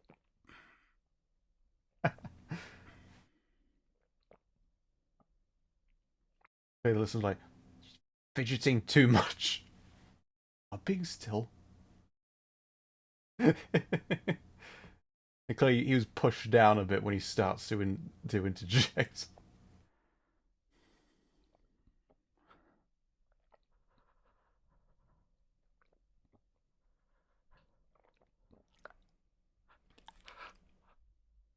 I think the end there was again taken from the pair, and I think I used the start and end again for Raban. Maybe that was like me removing my mouth from the pair, and that you get that slight. It sounds like a mouth leaving something. It's really small and subtle, but I think it kind of works. So I kept that in as well. I think it was the same take from the first one.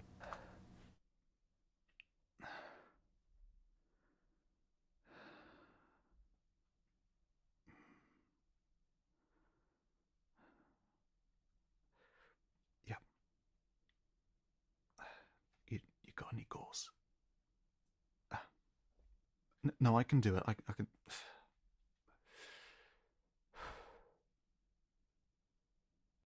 Now Bats is used to applying gauze themselves on other people. Thanks.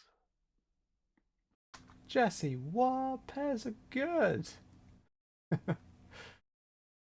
What are the listener tasting in his blood? I don't really go down the full route of being able to taste emotion and stuff. It tastes like blood. It tastes like Bats enjoyed it. I don't really know what else to say.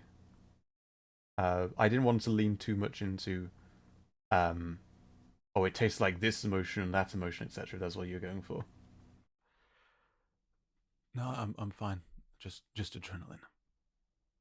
Or the energy drinks and coffee. You can taste. I didn't want to know that. Could taste the adrenaline though, since that's not an emotion. That's more so the chemical that gets pumped into the bloodstream. So vampires can taste the difference between that. I guess you could say that that's the taste of fear, but it's not the emotion itself.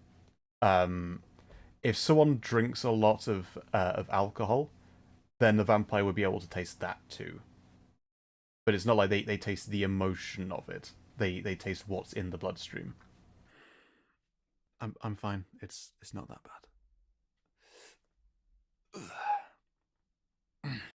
More apples kind of. Well, I hope you approve of my new computer. Right. Are you ready? Yes, now.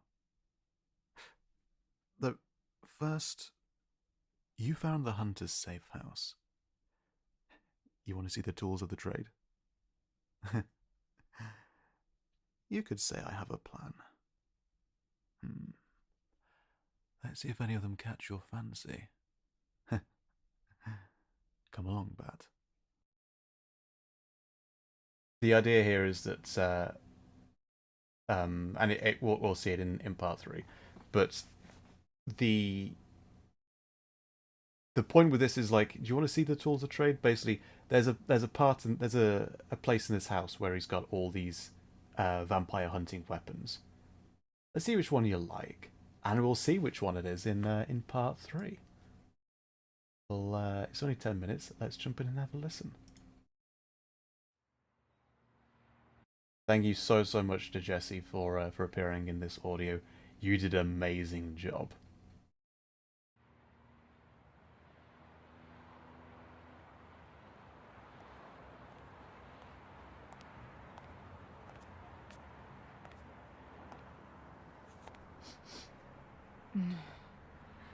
Fresh blood and metal, which has tasted more than its share. Come out. Let me see you. Not only can she smell that Dave is nearby and has been bitten recently, she can also smell that that his dagger has also killed a lot. Hey, I'm here to talk. You're here to kill. I like to picture the two of them slowly circling around each other. They know there's a fight, but they're fighting with words to begin with. That's kind of the tone I wanted to go with, and it's not like a blowout argument. It's low tones. They're not sure when they're not sure when to spring, when to attack, and they also don't want to attract any attention. So I wanted to have the feel of this this conflict of words to begin with. There's a fight that's going on, but neither of them know when it's going to happen. My weapons are to protect myself. Can you blame me? When I got the lines from Jesse, I'd already recorded all of my lines for this audio. And then I listened to Jesse's stuff, and I was like, oh no. My takes are nowhere near as good.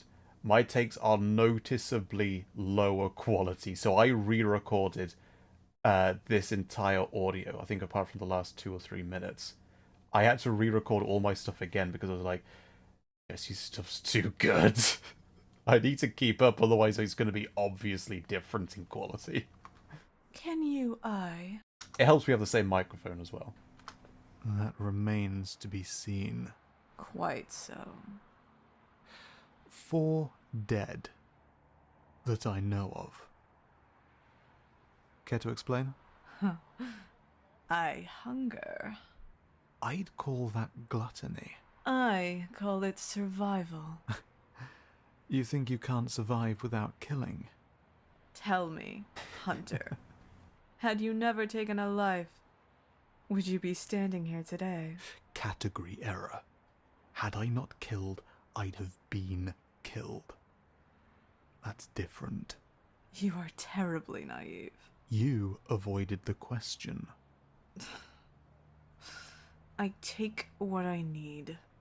It's not my fault you lot can't stand to lose a little blood. I wouldn't call exsanguination a little. I wouldn't call it insinuation. You have a more appropriate label? Supper. That's a shame. Explain. You're trying to unnerve me. The ones who do that tend not to be interested in finding common ground. I like this as like a very quiet, tense fight. Very, very quiet. I still picture them circling each other very slowly. Dave is trying to stop this from becoming a fight. Because he's not sure yet how the feral vampire is going to act. Oh, but you are you? Hunter, Slayer. Bubble, yes. You came here to find me. I wanted nothing to do with you. You tracked me down knowing full well what you would find. I bet you get a kick out of this. You know nothing about me. This is just a hobby, isn't that right? What do you do for a living? Like I'd tell you. So, you do something else. I don't know who would pay you to track down myths. You hunt Because you like it. Are we really all that different? People are dead. Is this a game to you? Well, it would be a lie to say that I didn't enjoy it. And you wouldn't want me to lie, now would you? This ends. Do you understand me? One way or another? There are other ways to get blood. Kind of like, can we still salvage this? Even with how she's acting, can we stop this from being a fight? You don't have Like to... what? Asking nicely. A human would never let themselves be fed on. Although, that being said, it seems somebody already got their teeth into you. Occupational hazard. I bet. I made a mistake. One I don't plan on making again. He's clearly Which lying here. was- I let my guard down. I was too trusting. Trusting again. Go on. I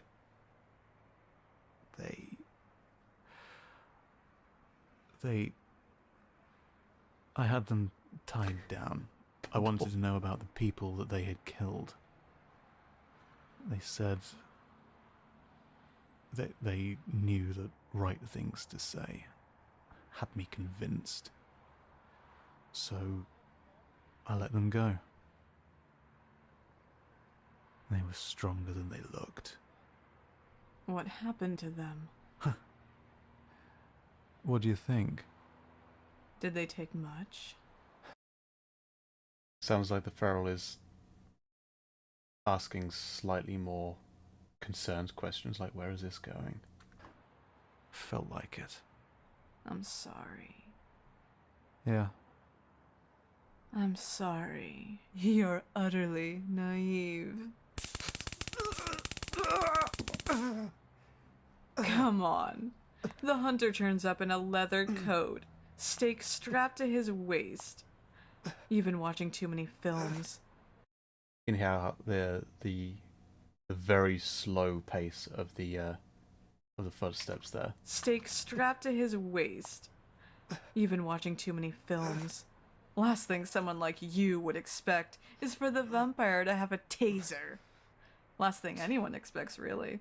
Like, With how old like the vampire myth is, I wanted to mix like they exist in the real world in like conceptually. That's kind of the idea. Like, so how would a villainous vampire go about finding victims in this sort of scenario?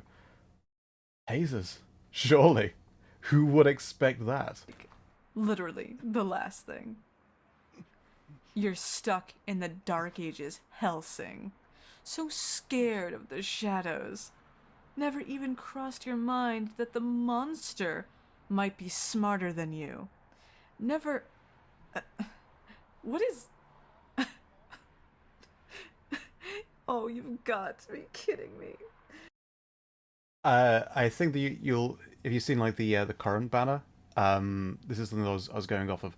I like the idea of Dave, especially for this fight, going dressed as your stereotypical vampire hunter with a heavy coat, and the crucifix, and he's got like the stakes strapped to his waist. That's why she called him Helsing, because he looks the part. And that's intentional. I don't think he necessarily looked like this during part 1, but he wanted her to have the Van Helsing sort of concept in her head. He wanted her to have that concept, to think that she has the upper hand with the modernity of the taser, while he's stuck in the Dark Ages like the Helsing style vampire hunters. That's entirely intentional. A crucifix necklace. What was your backup plan? Garlic bread? I love that. You're unlucky I've already eaten. Unlucky, because it means I get to take my time with you. Do try to stay alive as long as you can, okay? Keeps the blood fresh for longer. You could smell metal. I'm sorry. This is irrelevant, isn't it? You realize the steak is just for show, right? What do you mean? I wanted to look the part. So, what? You're not a vampire hunter. Not today, I'm not. Not today. What are you today? Bait.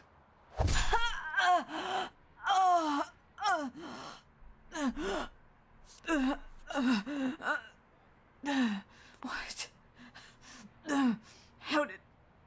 Who... I...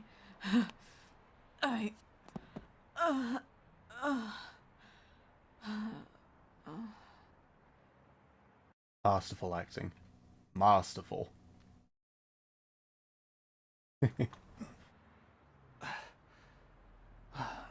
Nicely done. Right through the heart from behind, very clean. Hey, look at me. Look at me. Hey, no, look away from her. Look at me. I know, no blood. Look at me. There we are. You're okay. You did good. You really did. This is a massive difference from how these characters acted before, around each other. I wanted this to be like the culmination of both of their character arcs. I mean it. You did good. I know you did. I can like imagine Bat's points like I killed someone. I know you did, but you had to.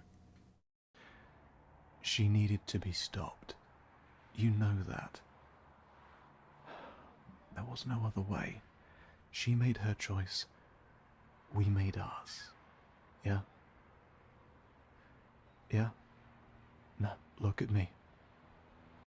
I wanted to keep repeating the "look at me" because I kind of pictured like you would keep looking over like there's a body there. I did that. You did it. You stopped it. It's over. No, leave her. The body will be gone by daylight. It's already turning to ash. There's an extremely subtle like sound of sand pouring there. It's really far in the background. I actually can't hear it with how low I have it in my headphones right now. But there is a sound effect right there to imply turning into ash, and that ash might be blowing away. Come here, look away. No, look away. Close your eyes. I also used the 3D, like putting the audio in 3D. I recorded this section in stereo rather than mono. I usually go with mono for collabs. So Jesse's audio and my audio were both in mono, and then I would pan them manually. I'd do a little bit of motion, but mostly so like one person is in the left, one person is in the right a little bit by like 20-30% or something like that. Just to give a sort of... It's easier to track who's saying if there's a slight bit of difference in stereo placement. With this bit, I recorded as I normally do in proper stereo with a stereo setting on the microphone, so I could physically move around the mic. And with this, like, I'm more in one ear or the other ear when Bats is looking at the vampire, to imply like they've turned away, they turn their head away from me speaking, and then I go closer to mono when like they're looking straight at David. It's a really, really subtle thing, but if you're playing around with editing this kind of stuff yourself, keep in mind 3D placement with stereo tracks. It like small amounts of that really do sell the scene, I think. I need to get the katana. And yeah, it was a katana. So at the end of part 2, when Bats got the opportunity to pick out a weapon, I like the idea of it's a listener character, so I'll have him be a little bit of a nerd. I feel like that's, at least for me, that's relatable, and hopefully it's for a lot of people as well. That's why like the listener in Neko Listener was a very nerdy person, because they were the listener. So I thought the listener's probably a bit of a nerd. So when they see all of these weapons that David has, they'll go for the katana. That's why it's the katana specifically. They saw the katana of all weapons that David had and was like, I'm going for that. Yeah. Bats is a weeb, yes.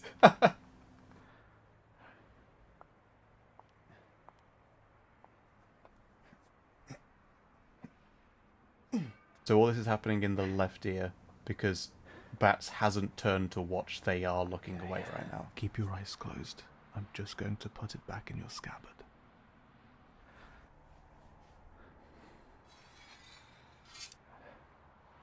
Okay.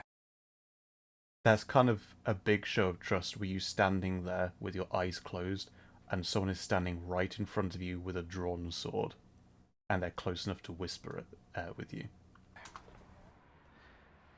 Take my hand. There. Nicholas Black, yes. I'm going to turn around, and then you can open your eyes. All right?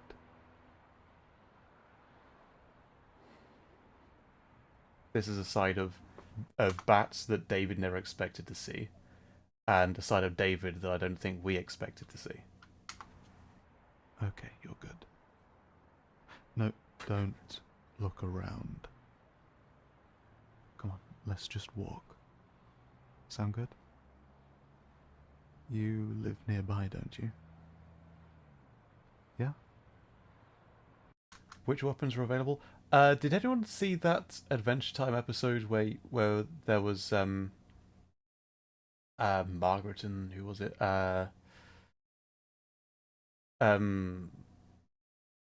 Jake's parents, because they did their own vampire hunting kind of thing, and they have like a wall of weapons, like swords and daggers, like jagged daggers and maces and things like that. I imagine there's like a wide variety of weapons. So they're not all weeb stuff, but yeah, David is going to be a bit of a nerd as well, being a tech guy. Good. Just lead us the way. I think you could do with a lie down. Don't forget, I still owe you some blood. There, that's the spirit. Come along, Bat. Let's get you home. Their friendship has changed a lot here. Massive thanks to Jesse. And there we go. Bats and David go to Comic-Con. I would love to continue this series. I had an idea ages back that could kind of work, but I don't know if we'll get to that. Still a possibility, but we ran into problems with that. But I would like to continue with this sort of vibe of just the two of them, like maybe even slice of lifestyle stuff. Because I like having these two characters in a scene. Do you like Undertale? I enjoyed it. I played it once. Well, I went through each timeline in it, but I'd never finished Genocide. It was enjoyable, but I played it many years after release. I was nowhere near the hype of it. Can we stop with the... I mean, your character Bridget was on my channel, and she came out fine. I'm sure whoever it was that we saw at the end of Respawn Part 3 is going to be fine. Surely. Art channel in Discord, hang on. This won't show in the stream, don't worry.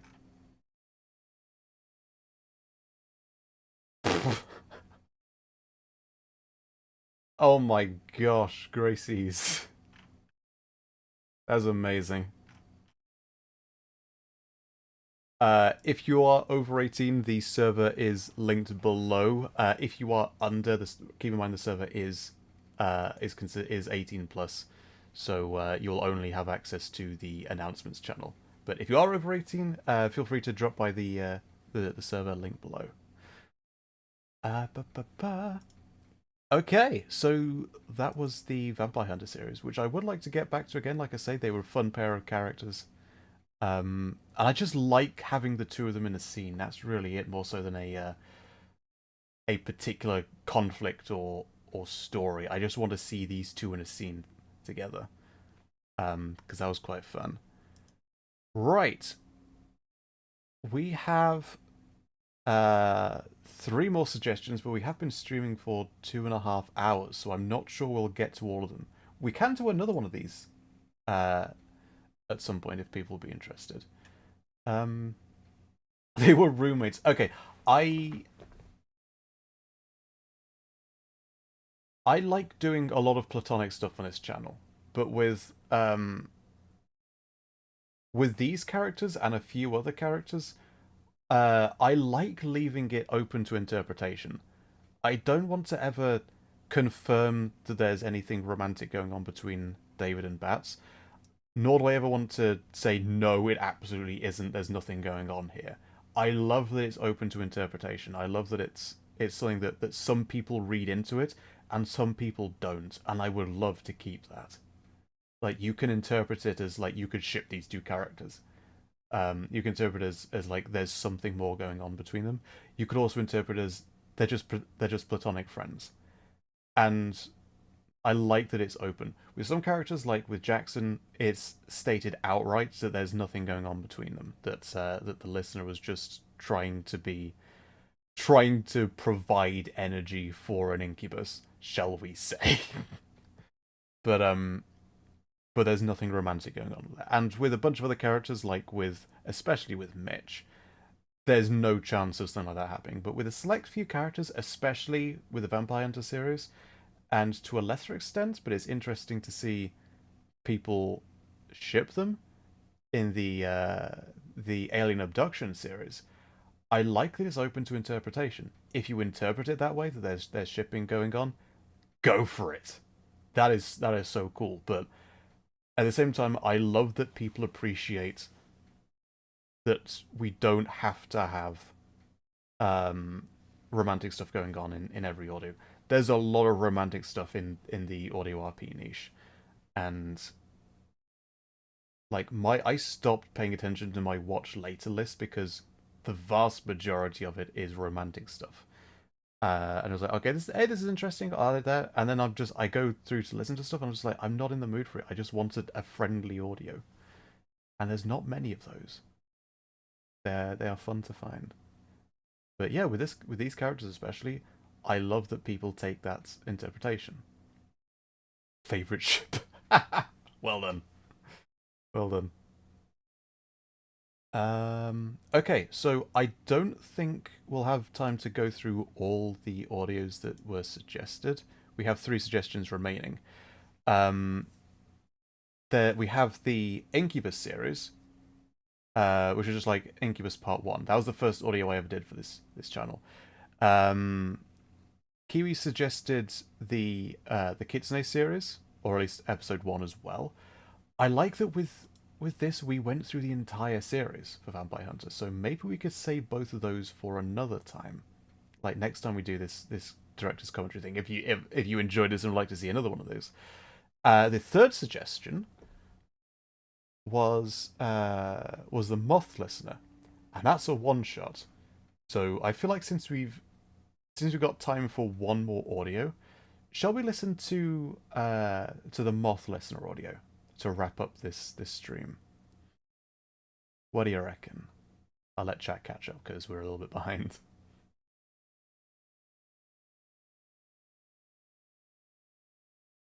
April Fool's listener character meets another listener character, just 10 minutes of silence with random sound effects. Incubus hold a special place in my heart. Me too. Me too, Jesse. I'd like another one of these streams. Okay. Noted. This has been fun. Nora, it's good to see you, Kingsley. Moth instantly perks up. Moth, lamp. Okay. Moth it is.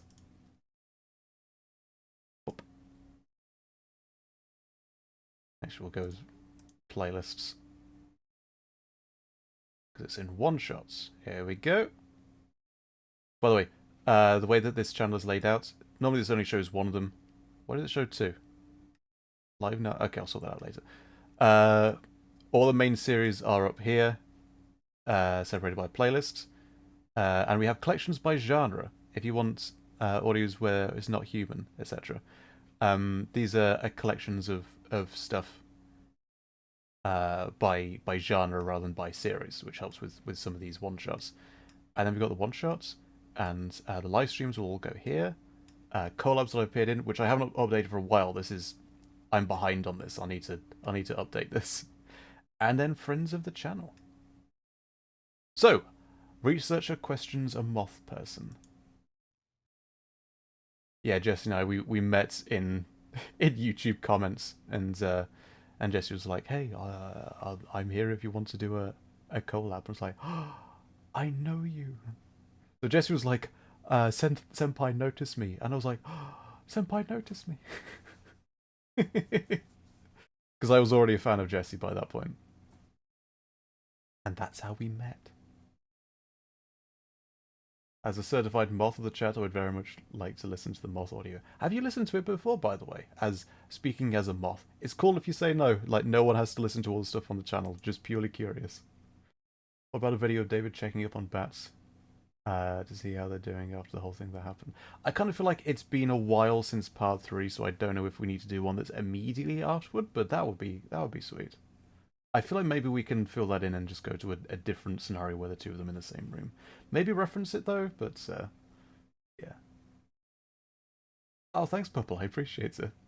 I do need to get back to get all the collabs, all the more recent collabs in collab.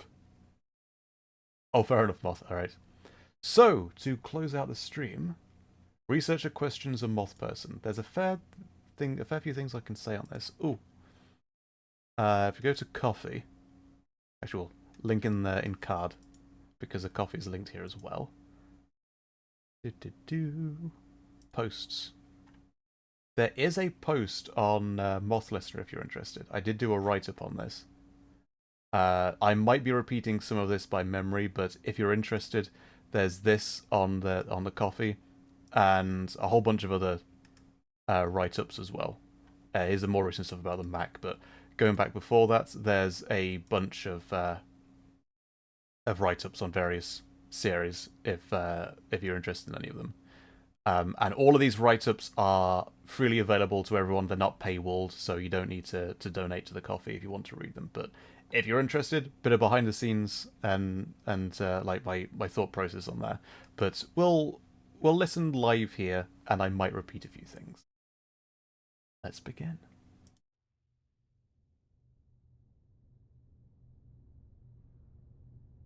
Oh, no worries, Knights. Sorry.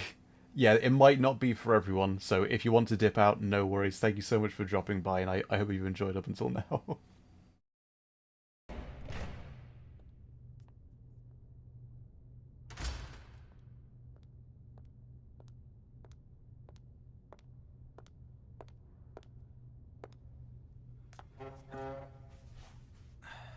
I don't like any relationship ASMR with any red flags. Strongly agree, Sarcastic Finn. That's why the only yandere I did on my channel was an AI and very much a subversion of that. There's... Yeah, I'm with you on that. Hello? Can you understand me?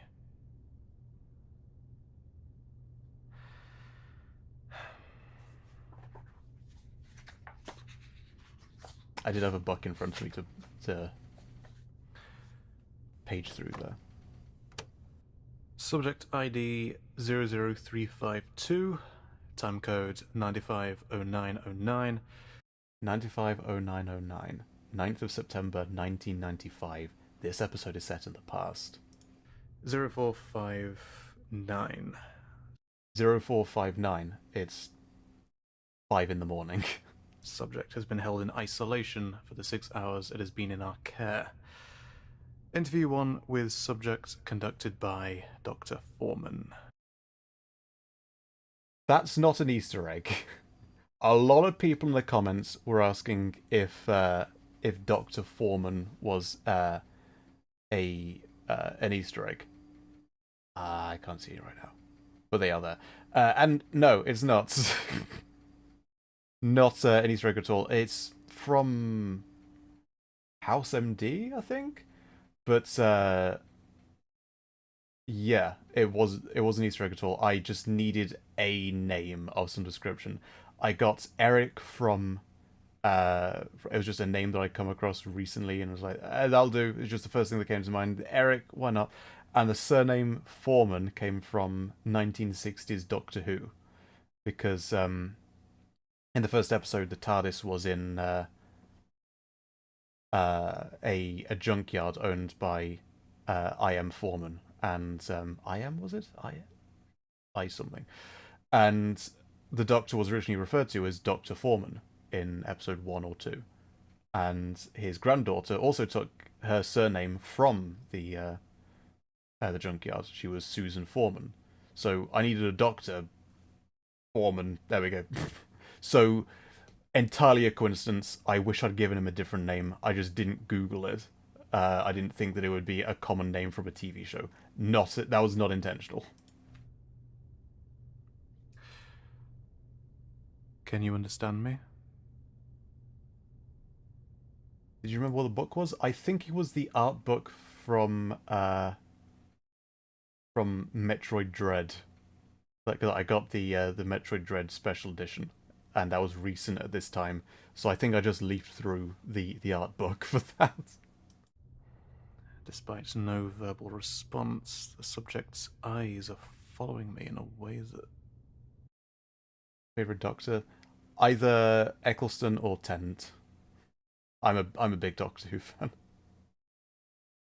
Or was until Chibnall. But I'm excited for next year. For this year. Later this year.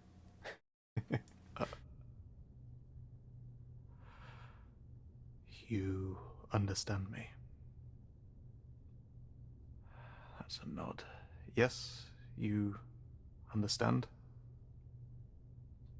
Foreman said that that's a nod speaking to the tape deck which is recording. Do you know where you are? Please remain calm. You're in a remote research facility. We ask for your cooperation. The discovery of an intelligent non-human is interesting. Go back, A conversation with one is unprecedented. We would like for this to go smoothly for everyone. Are your cuffs comfortable? No, I can't remove them. Notes on up-close physical appearance. Subject appears predominantly hominoidal in stature, most closely reminiscent of human. Subject, however, possesses startlingly chimeric attributes consistent with order Lepidoptera, specifically moths. The word chimeric is intentional, and yes, I recognize the issues that notion suggests. The issues being that chimeras don't occur in nature. Like, when humans think up, like, hybrid animals, of a bit of this animal and a bit of that animal, that kind of stuff doesn't evolve. So that's kind of what he was getting at, because Dr. Foreman is supposed to be a biologist. Just talking to this box here, don't worry. The tape deck. I'm going to shine a small light into your eyes. That small light, that the clicky sound. Actually, do I still have it on my desk? Hang on. That was my my model replica of David Tennant's sonic screwdriver. Talking of being a Whovian, I have it right here. So I kind of use that as the Foley sound effects for the pocket knife, because it made the right sort of small clanky noises. So I use that. It's also got a very subtle button which probably won't pick up. Or just pick up slightly on stream. I do have a noise gate. but that was just enough to make it sound like there's something in the room being used as a pocket knife. A pocket knife? Pocket light. Can Moth Listener do the little moth squeaks? Or since only hawk moths can do the squeak, can Moth Listener not squeak? So Moth Listener is based on the what's it called? Polyphemus? Let's go to the wiki. I've forgotten the name of it.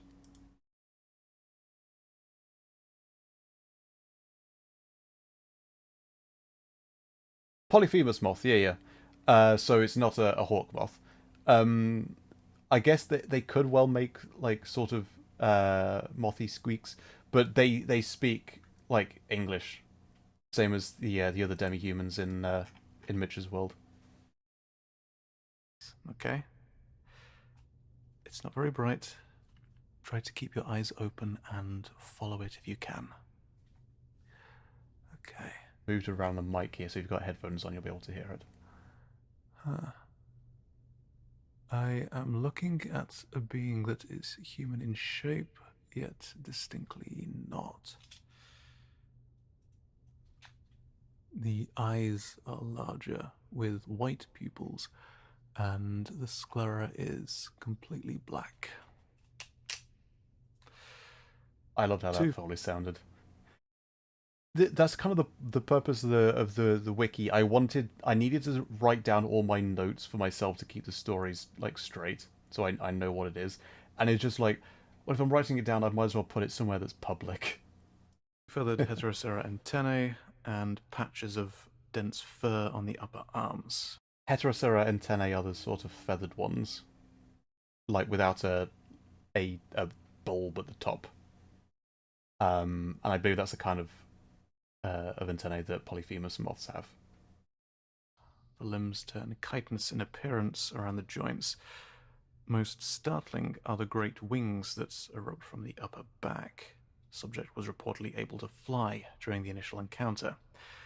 Wings are currently folded and unrestrained so as not to cause damage. Subject has instead remained cuffed by the hand and kept on the ground since capture.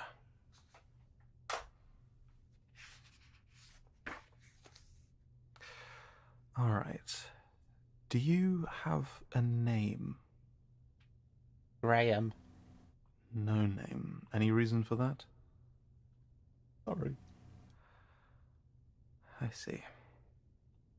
My name is Dr. Eric Foreman. Oops. I'm a human. You're an Easter egg. Do you know what a not an intentional human one. is? You do. And what is a human to you? Nuisance. Makes sense, being averse to humans. So you always stayed away. Yeah. Same. What are you? What would you call yourself?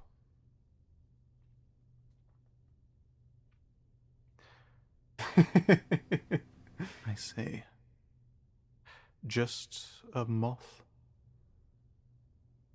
It's the same way that as a species, as a people, they would call themselves a moth, the same way that Mitch would call himself a raccoon. Strictly speaking, it's like moth demi-human, raccoon demi-human, cat demi-human, but for short, yeah. And the word demi-human I don't think has ever appeared in audio yet, but that's like the term I use in the wiki. And what about the small insects? Do you call the same? What is your relation to the smaller moths? No. I know you share some similarities. I mean, phylogenetically, what is your evolutionary ancestry? Do He's you a and biologist. other moths somehow have a more recent common ancestor? You and humans? How does that work? Italy wakes up a bit I'm here. sorry.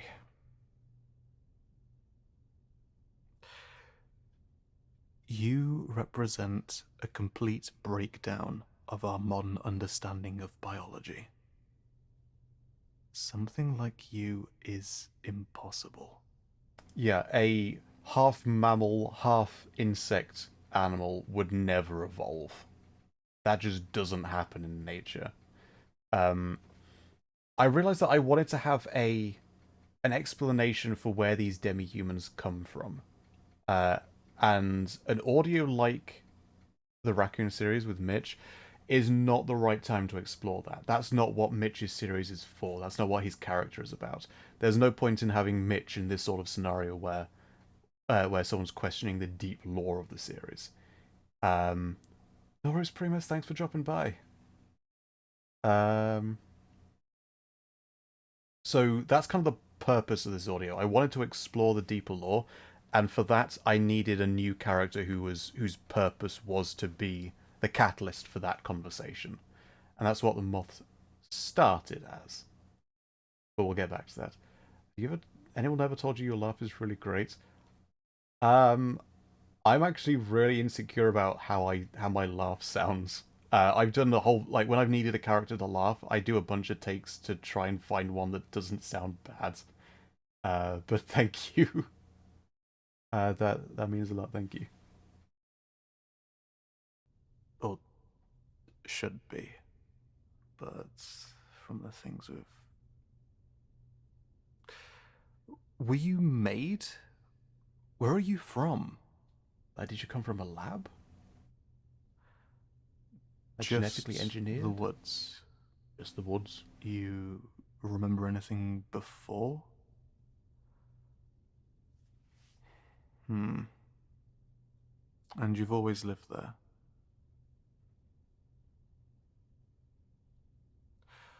Are there others like you? The creatures that are intelligent? Such as? You're just naming animals. Frog, bats, raccoon,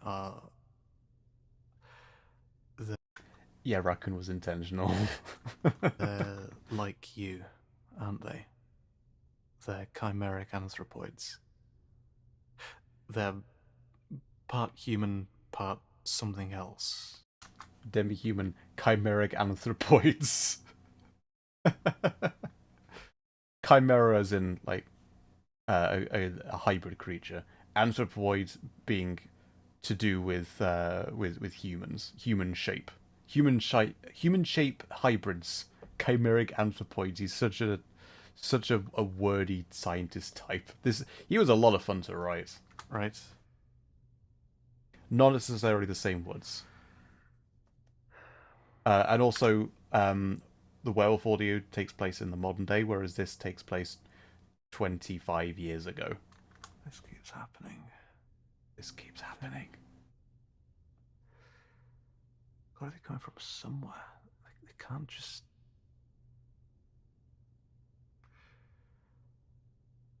Thank you, Pupple. Spontaneous generation. No, that's... I do have fun with complicated words. Sorry, I'm a bit sesquipedalian. I like words. QED. not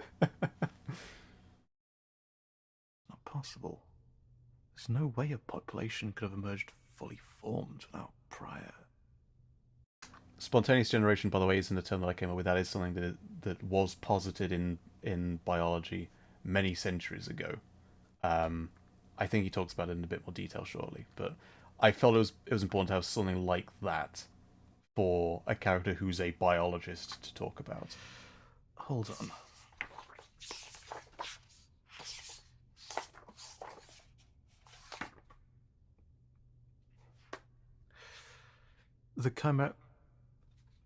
The part humans, your population, the moths, you've lived in the woods for several generations, right?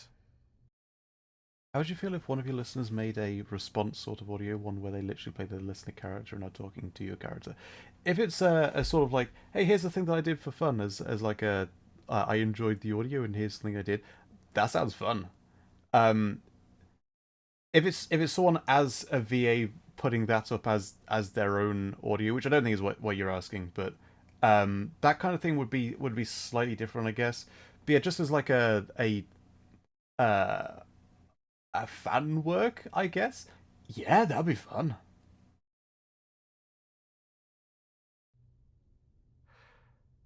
Jesse. Do you know how long?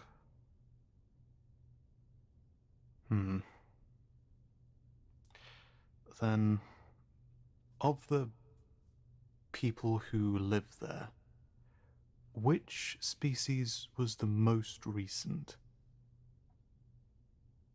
Frog people. Fascinating. Where did they come from? This. What do you mean they came from the stream? I'm going to need you to be really specific. So they just appeared one night? What happened? How did... Yeah, that'd be a lot of fun stuff, to be honest. I won't say like, hey, someone should do this, but yeah, I mean, that sounds like fun with someone filling in the other. It might be tricky to do because I don't really time it so that I wanted to time it so that it feels like there's enough time to answer, but without actually timing it, because I think there's not enough time to answer. And with an audio like this, where there's ambient sound, it could be hell to edit. Unfortunately, it's not built for an actual response.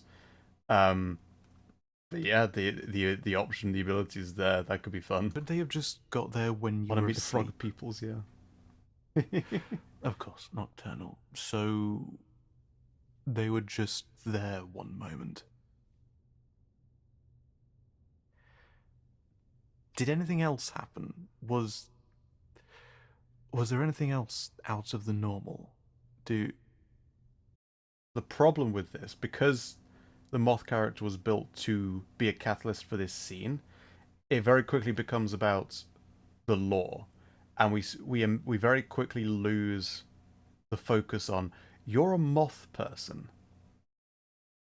and that's still interesting, but it did get a bit brushed over.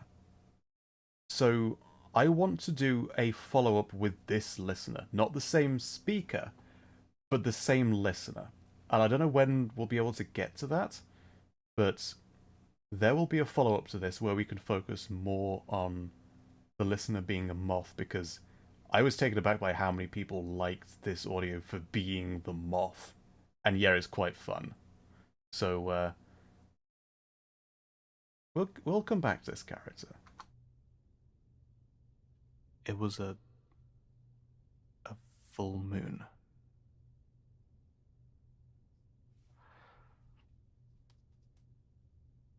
Full moon. What gave you the idea or the inspiration to make this video? It started with the concept of I wanted to explore more about the lore of this continuity, and to introduce this faction called the Facility, which we haven't seen again yet, but we will. And the purpose of it was to explore the lore of where these demi-humans come from, where these non-human characters are coming from in this world, because they are implied to just be they're becoming more and more common. And an established series like the Kitsune series, like Mitch's World, like the Raccoon series, they're not the appropriate series to discuss stuff like that. So I needed something new. And I went with a moth because if they're being interrogated, I wanted a character that felt vulnerable. And I almost went with a butterfly listener because that'd be cool. Like, oh, butterflies are beautiful, but also very, very fragile. But I felt like a butterfly would be too... At least for me, it felt too much pressure because butterflies have a very strong association with being beautiful. And I thought, well, moths are a little bit more raggedy. I felt like I could associate a bit more with a moth. So I went with... They're basically the same, but there's slightly less pressure to be perfect than with a butterfly. So that's what I went with a moth instead. But yeah, we didn't quite delve into what it's like to be a moth. demi-human in this audio, which is why I want to come back to these. Wait. Let me just...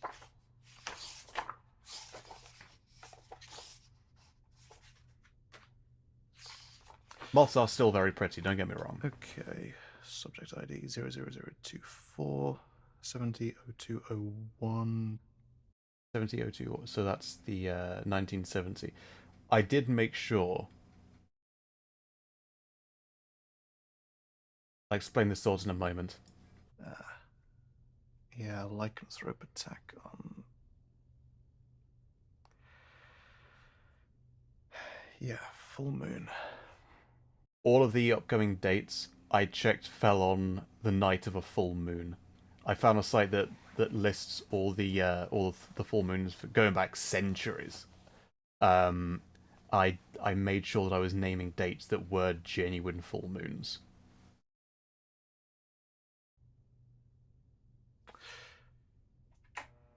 Come in, desk. This sound effect I'm happy with. I pressed a key on my keyboard. I have a noisy, clacky mechanical keyboard. And then immediately afterwards there's a subtle buzzing of like it's turned on a microphone. And then we have the desk operator, who some people, I think people were surprised to learn that I voiced that character. But yeah, I did in this instance. This is one of the very few audios, I think the only one? No, one of two, where I voiced two characters in the same scene. And I was only happy with doing that because the desk operator, I gave him a different accent, and also his voice is intentionally masked for anonymity.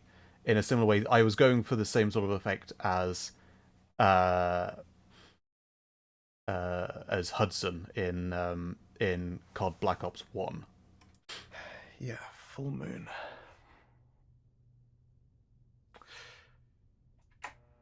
Come in, desk. What do you got, Doctor? I don't suppose you could dig up the dates of every full moon for the past 100 years? Copy that. Stand by. Thanks.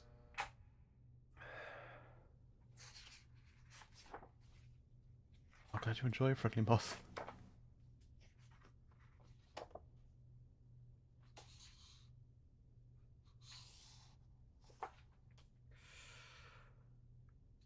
Do you have any particular connection to the moon?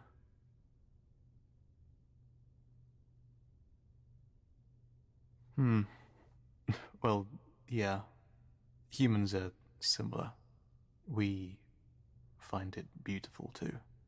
I didn't want to go down the obvious path of the Moth character is obsessed with bright lights. As much as we joke about lamp, he's lamp. I felt is a bit too obvious a trope to go down. So that's why we don't have the obsession with lights, and why Moth is just like, well, the moon is pretty, but they think of the moon in the same sort of way that humans think of the moon as pretty as well. I didn't want to lean too heavily into jokey trope because it didn't really fit with what I was going for here. That's all? Alright.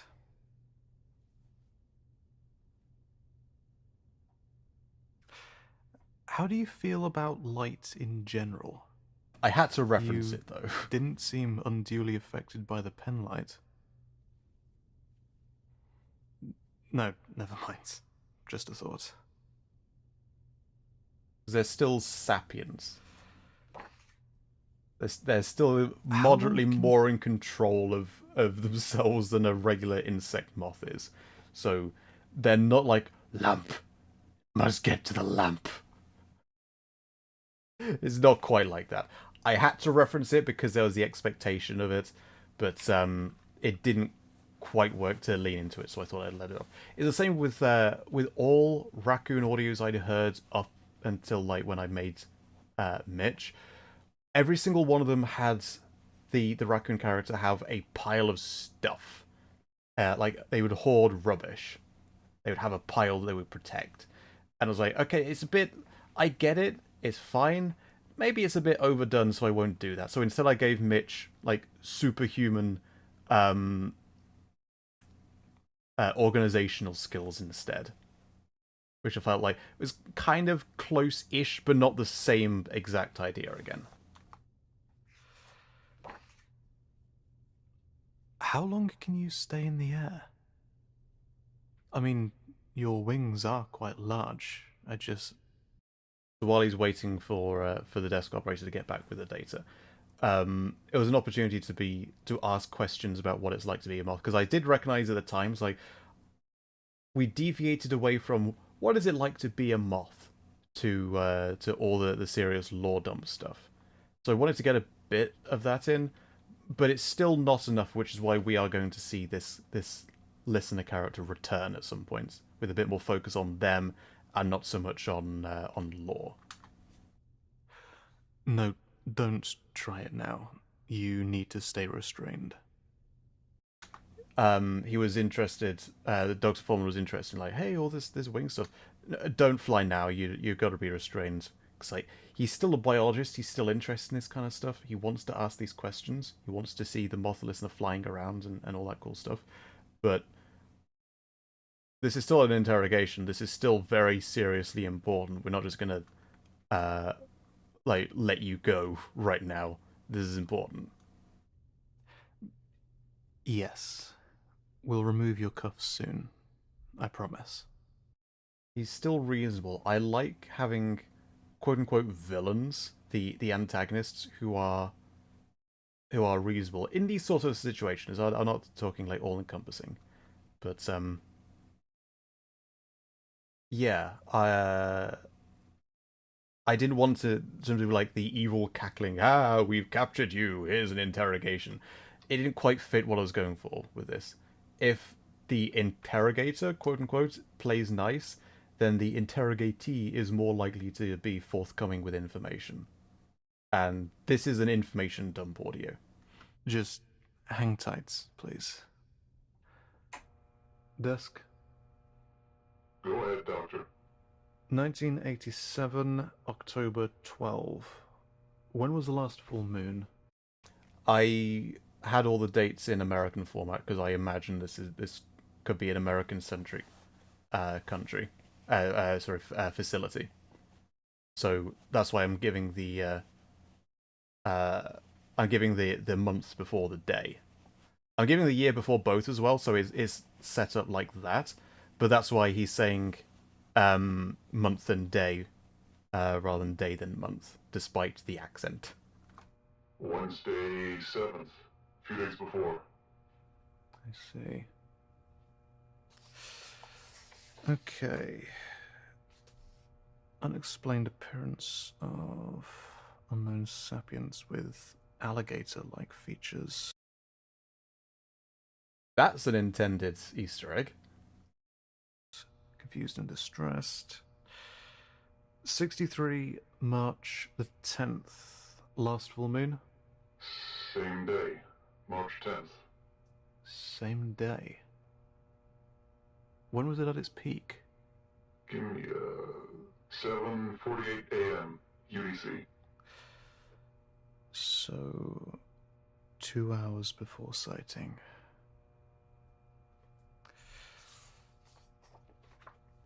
Okay. 18 August 23rd. Day before, 22nd. Good lord. Keep the file up, thanks. You got it. Want me to pass this up? Please do. The accent is not the best, but I did what I could.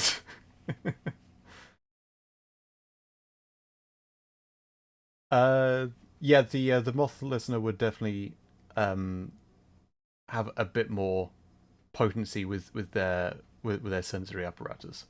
Like, I don't want them to be easily overwhelmed by the average amount of like noise and stuff that we have as humans, because they're still demi-humans.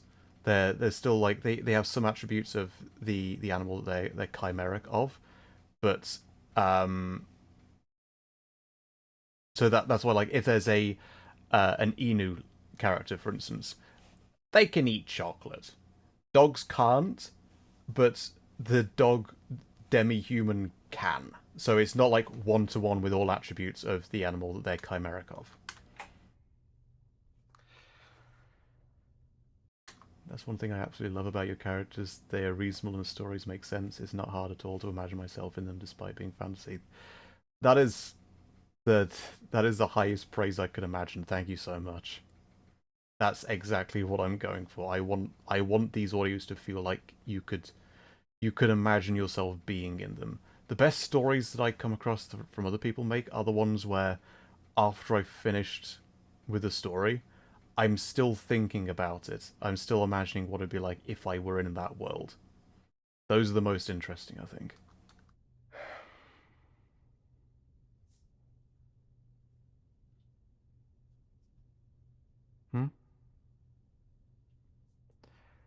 Yes, something very interesting. I have no idea what it means. Like I said, you should be impossible. Oh, At yeah, least science dump. by our current understanding of biology. I asked someone for help with this. I forgot that bit. Trinicet. Trinicet was in chat earlier. I asked Trinicet for... Well, I asked the Discord server a question or two about biology just to make sure I was barking up the right tree. And Trinicet was helpful with this. Also a dope artist, has to be said. Once upon a time, people didn't know that air was made of particulate matter. That's true. That's where respiration, my understanding of the etymology of respiration, is to do with spirits. That's why in like old, even religious texts, there's a relation between the breath of life as the idea of they thought that air was made of spirits. They didn't think it was made of like particulate matter of like actual stuff. They didn't think there was anything there at all apart from spirits because they recognized that when someone dies, they stop breathing, so they stop they stop having this interaction with spirits, with the breath of life. And I think that's where spirits, as in liqueurs, come from, because it was like the vapor coming off the top of it, and it was imagined to be spirits. Learn. We update our models. Once upon a time, people thought that sheep grew from trees as fruit. That's true as well. Hang on, can we find it? I'm gonna have to type slowly because the phone's in the way. Plant. Here we go. This is the picture I had in mind. The vegetable lamb of Tartary, where people thought that sheep would grow sort of like the cotton plant. So this was a real thing. Well, a real thing that people believed. I don't want to say like how many people believed it, or it was like this. It was like a legend. Cotton plant. Yeah. So sometimes people believe things, and then as we get newer and better information, we update our models. And this is like, I wanted to go through this bit to talk about the scientific method a little bit because it's relevant to the character. And I wanted to bring this up as the idea of being a skeptic, which is wanting to believe as many true things and as few false things as you can. And I felt like this was a useful moral, quote unquote, to bring up in this because we're talking with a scientist. And we're also talking about a scientist who believes things that should be impossible. Because the idea is you should be open to new information, even if it sounds completely balmy, providing there's enough evidence to substantiate the claims. No matter how ridiculous it sounds, if there's enough evidence, then if there's enough justification, if it crosses that threshold into justified, then it doesn't matter what our preconceived biases should be.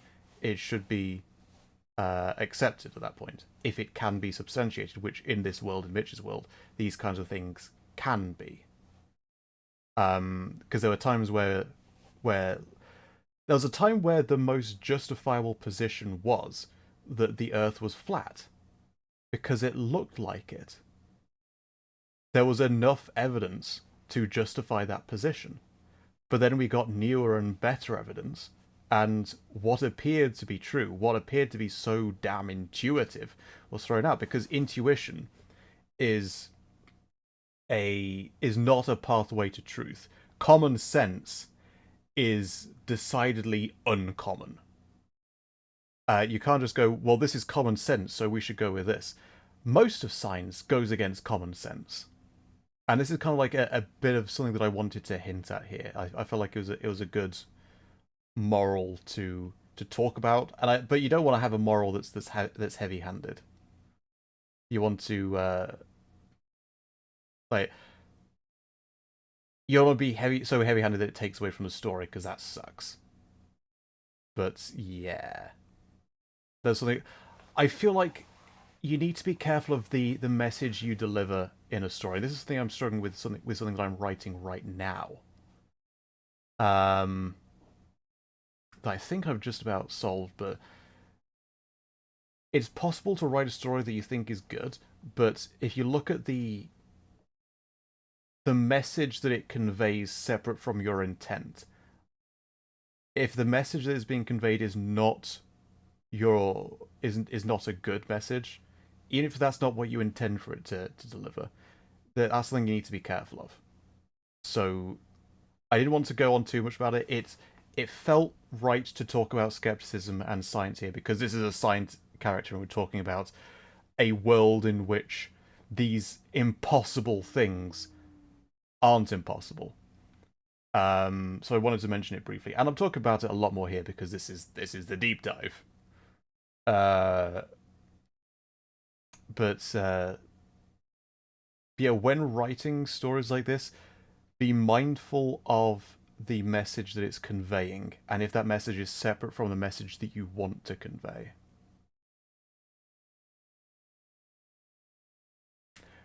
What do you mean the Earth is flat?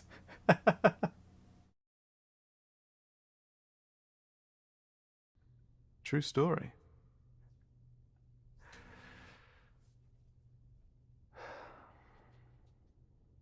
Something to do with the moon.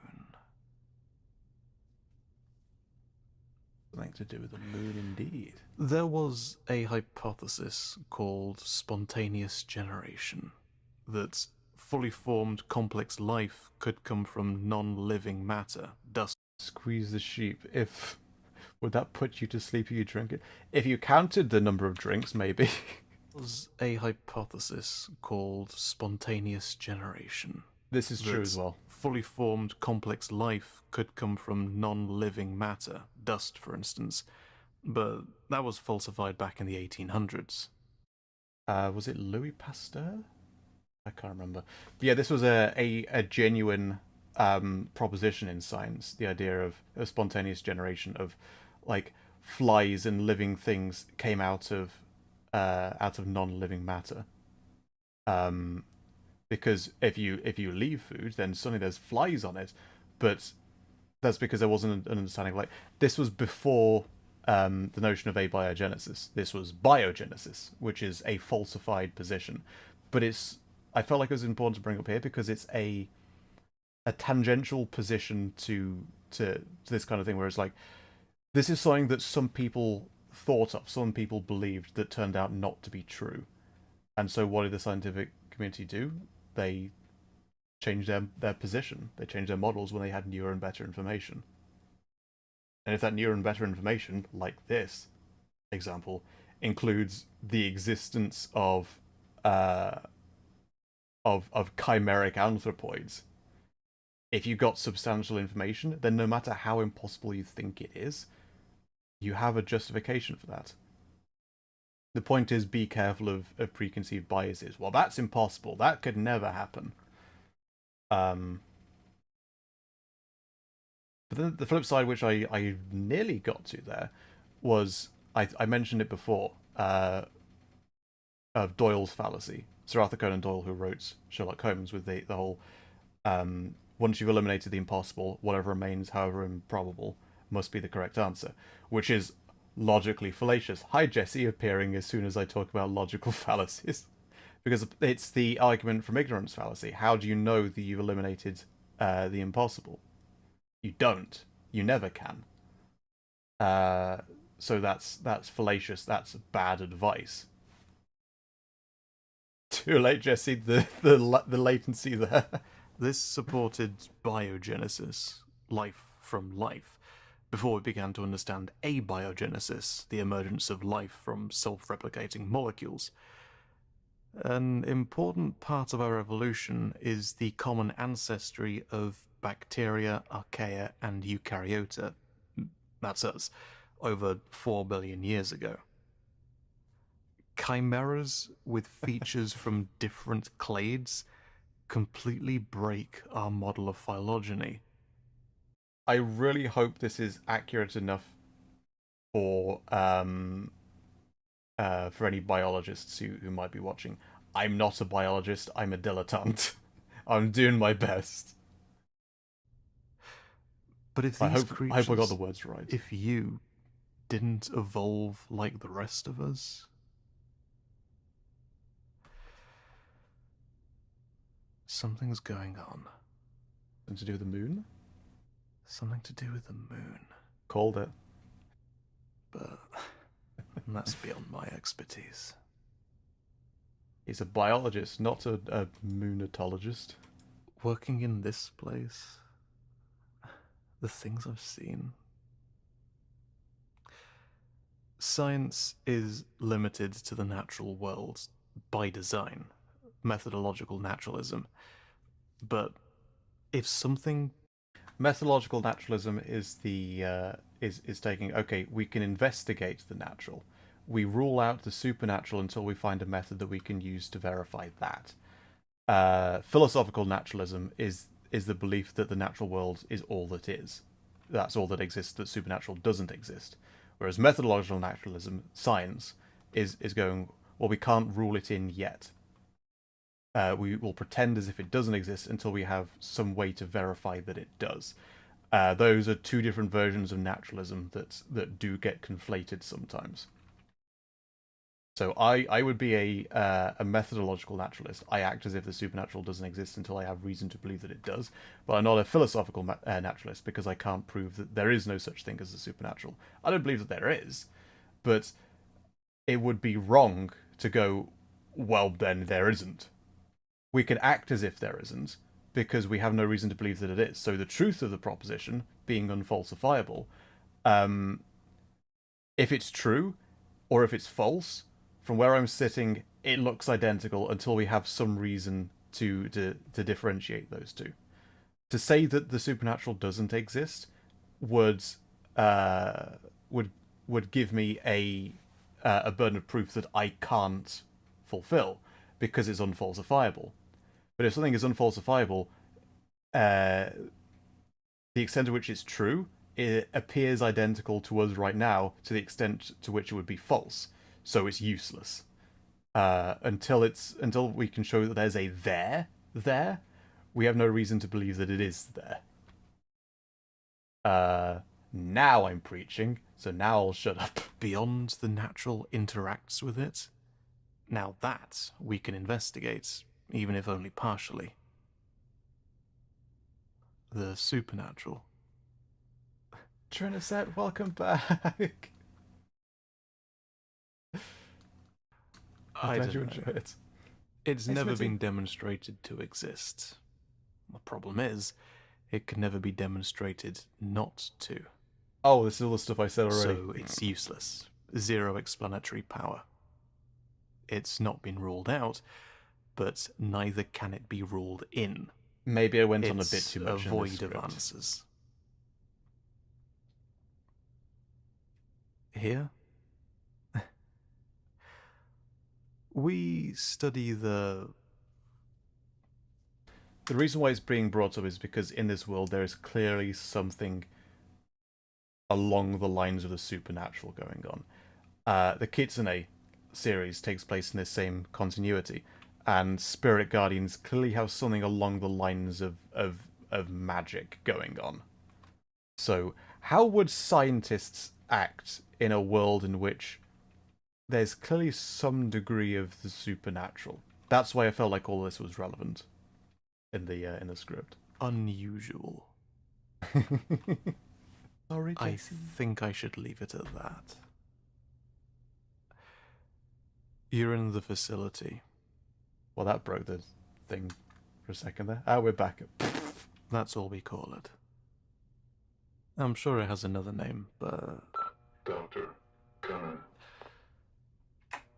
Go ahead, Dusk. in. Anomaly sighting. I'm listening. It's today. There's a full moon today. I see. 9th of September 1995, I think it was. I think was on the list of full moons, if I remember correctly. Understood. Thank you. I have to go. This has been enlightening. Thank you for your cooperation, by the way. You'll be taken to a confinement space and made comfortable. Let us know what you eat, anything you need. Carte blanche, within reason. Carte blanche, if that didn't pick up, it sounds a bit weird. It's French for white card. I bet you like, you got a blank check kind of thing. I'm not sure if that picked up from the way that I enunciated in the script, so I thought I'd say that. Sound good? It does sound good. Relax. Your case is under my purview. When I'm back, we'll run a few scans, map out your... I'm sorry, find out if you have a skeleton. Oh, that's a good point. Does the Moth listener have a skeleton? Because they clearly have a bit of a of like chitin on the limbs. So there's a bit of a of an exoskeleton. Do they have an endoskeleton? Would be the question. And he doesn't want to make the assumption because you could be wrong. For the record, the Moth listener does have an internal skeleton, as well as the slight chitin, the chitinous limbs. Take a few samples, hemoglobin or hemolymph, some chitin scrapings, nothing too invasive, nothing you'll miss. I'd like a closer look at your wings, the dust coating them particularly, but I understand you may have some reservations. We'll talk about it. Work with us, and we'll work with you. Okay? You're still in a bad position here. You're still being held in this interrogation facility against your will. I just kind of wanted it to be a bit more reasonable, because I feel like you're more likely to play along with that. But this is still not an ideal situation. You're not being... this isn't a hotel. Okay. Oh. Yes. Of course. By the end of the week, barring unforeseen circumstances, we'd like to have you home. You can move on and forget about all this. Like it never happened. Sounds good, doesn't it? No, I do mean forget all this. Sorry, non-negotiable. You may not have many dealings with humans, but knowledge of the facility cannot be allowed out. In Compound B67, we develop our own amnesiac here. Works just as well on non-humans. I Use a bit of intonation on the CH sound. Blanche? I guess I didn't do it with a French accent at all. I just read it as carte blanche in my regular accent. Sorry, my chair is squeaky.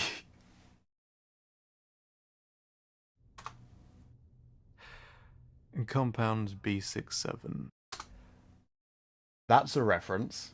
Hands up who gets that reference. We develop our own amnesiac here. Works just as well on non-humans, I assure you. But no one leaves without being retconned. There's the rest of the reference. Hands up who gets that. Either you leave those memories behind when you go, or you don't. As in, you don't go. But, you know, it's been a genuine pleasure talking with you. You've got all week to decide. Unfortunately, I think I know which you'll pick. As in, I'd like my memories wiped so I could go home, please. And he's like, well, that's unfortunate because I like studying people like you, but I'm still going to be fair. I hope you'll enjoy your brief stay with us. Do let us know if you need anything.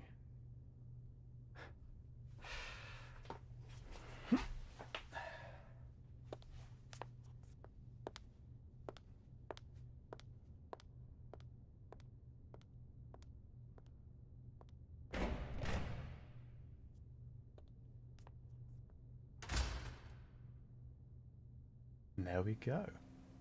The amnesiac pill, by the way, B67, I think it was.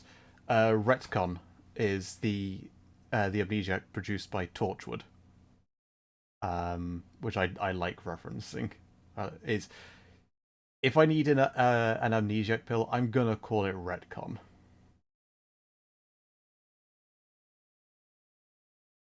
So yeah, I think we've been going for, oh my god, 3 hours 20 minutes. I think we should wrap up here. This has been a lot of fun though. A good mix up, like mixing things up after doing Emerald several times. We will complete Emerald. I've not forgotten. We're not just like moving past that. So we will get back to playing Pokemon Emerald on stream, and we will complete that game. But I just wanted to have a quick break from that and stream something a little bit different. And this has been fun, so we might do this again. We have the Kitsune series and the Incubus series, which were both requested for this one. So we might go back to those next time and go through those series. I wonder if that's the same stuff used on Obi. Did Obi reference B67? Sure. Theorizing how Moth listener demi-human anatomy works will be the highlight goal of my week. Maybe have some lore on this. I've got a little bit. Well, there's only the stuff that's on the lore wiki so far, which isn't too much. I've already written part 2. I don't know when they'll come out, but there will be more of this same Moth character. This is all we got so far. That's been in an audio, if that helps. But yeah, we'll see more of this character and alien. Yeah, that'll be fun to listen to on stream as well.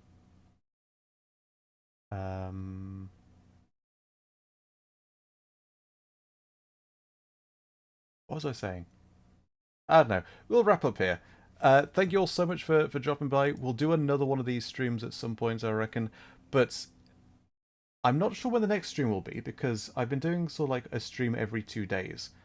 And within the next 2 or 3 days, I should get the new computer. So the day that the computer comes, I'm definitely not streaming, because I'm going to spend all day setting that up and trying to get back to editing, because we are so close to having like a new banner. Like, I did like this banner, but this was done before Respawn, so K isn't on this banner, and I feel like K should be on the banner, because K, like, and especially Respawn is one of the most important series on the channel, should be represented in the banner. And I've commissioned an artist who, as soon as I saw their work, like, I need to commission this artist for something, and I felt like the banner would be the perfect thing. They've got such a good style. I'm not going to say who it is, but you're going to love what they've done. and I was like 10 minutes worth of editing away from completing the new banner before the computer died. No data loss. I have everything's on external drives, but yeah, as soon as the Mac comes in, I'm going to get the new banner up. I'm also about an hour's worth of editing away from completing the next audio, which I probably shouldn't say what it'll be. Right? We'll keep it under wraps.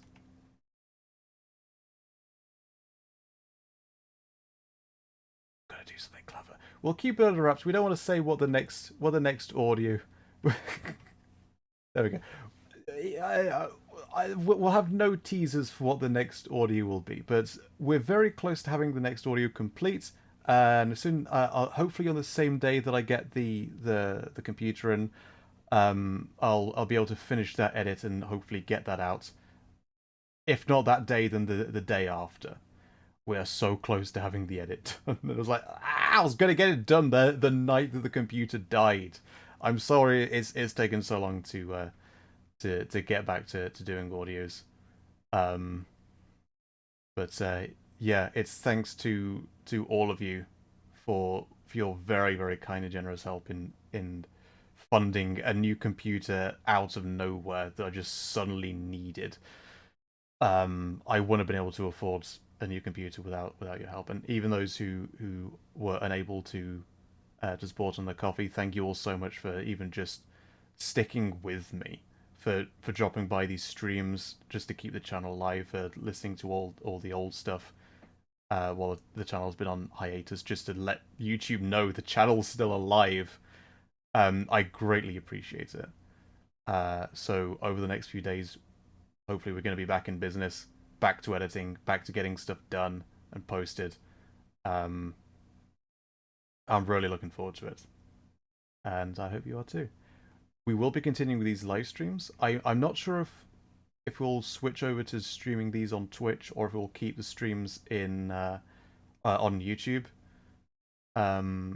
I'm not sure what the best option is yet, but for now we'll keep them on YouTube because that's where everyone is. I'm not sure whether people prefer this channel to just be audio only because that's what people subscribe for, or if it makes sense to have the streams here as well. But yeah, we're going to keep streaming. We're going to keep having fun with the streams, and I hope to see you around in future ones where we'll complete Pokemon Emerald and we'll do another one of these director things. And I am rambling.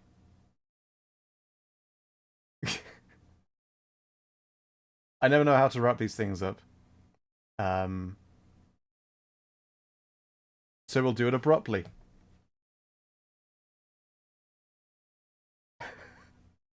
Take care, everyone.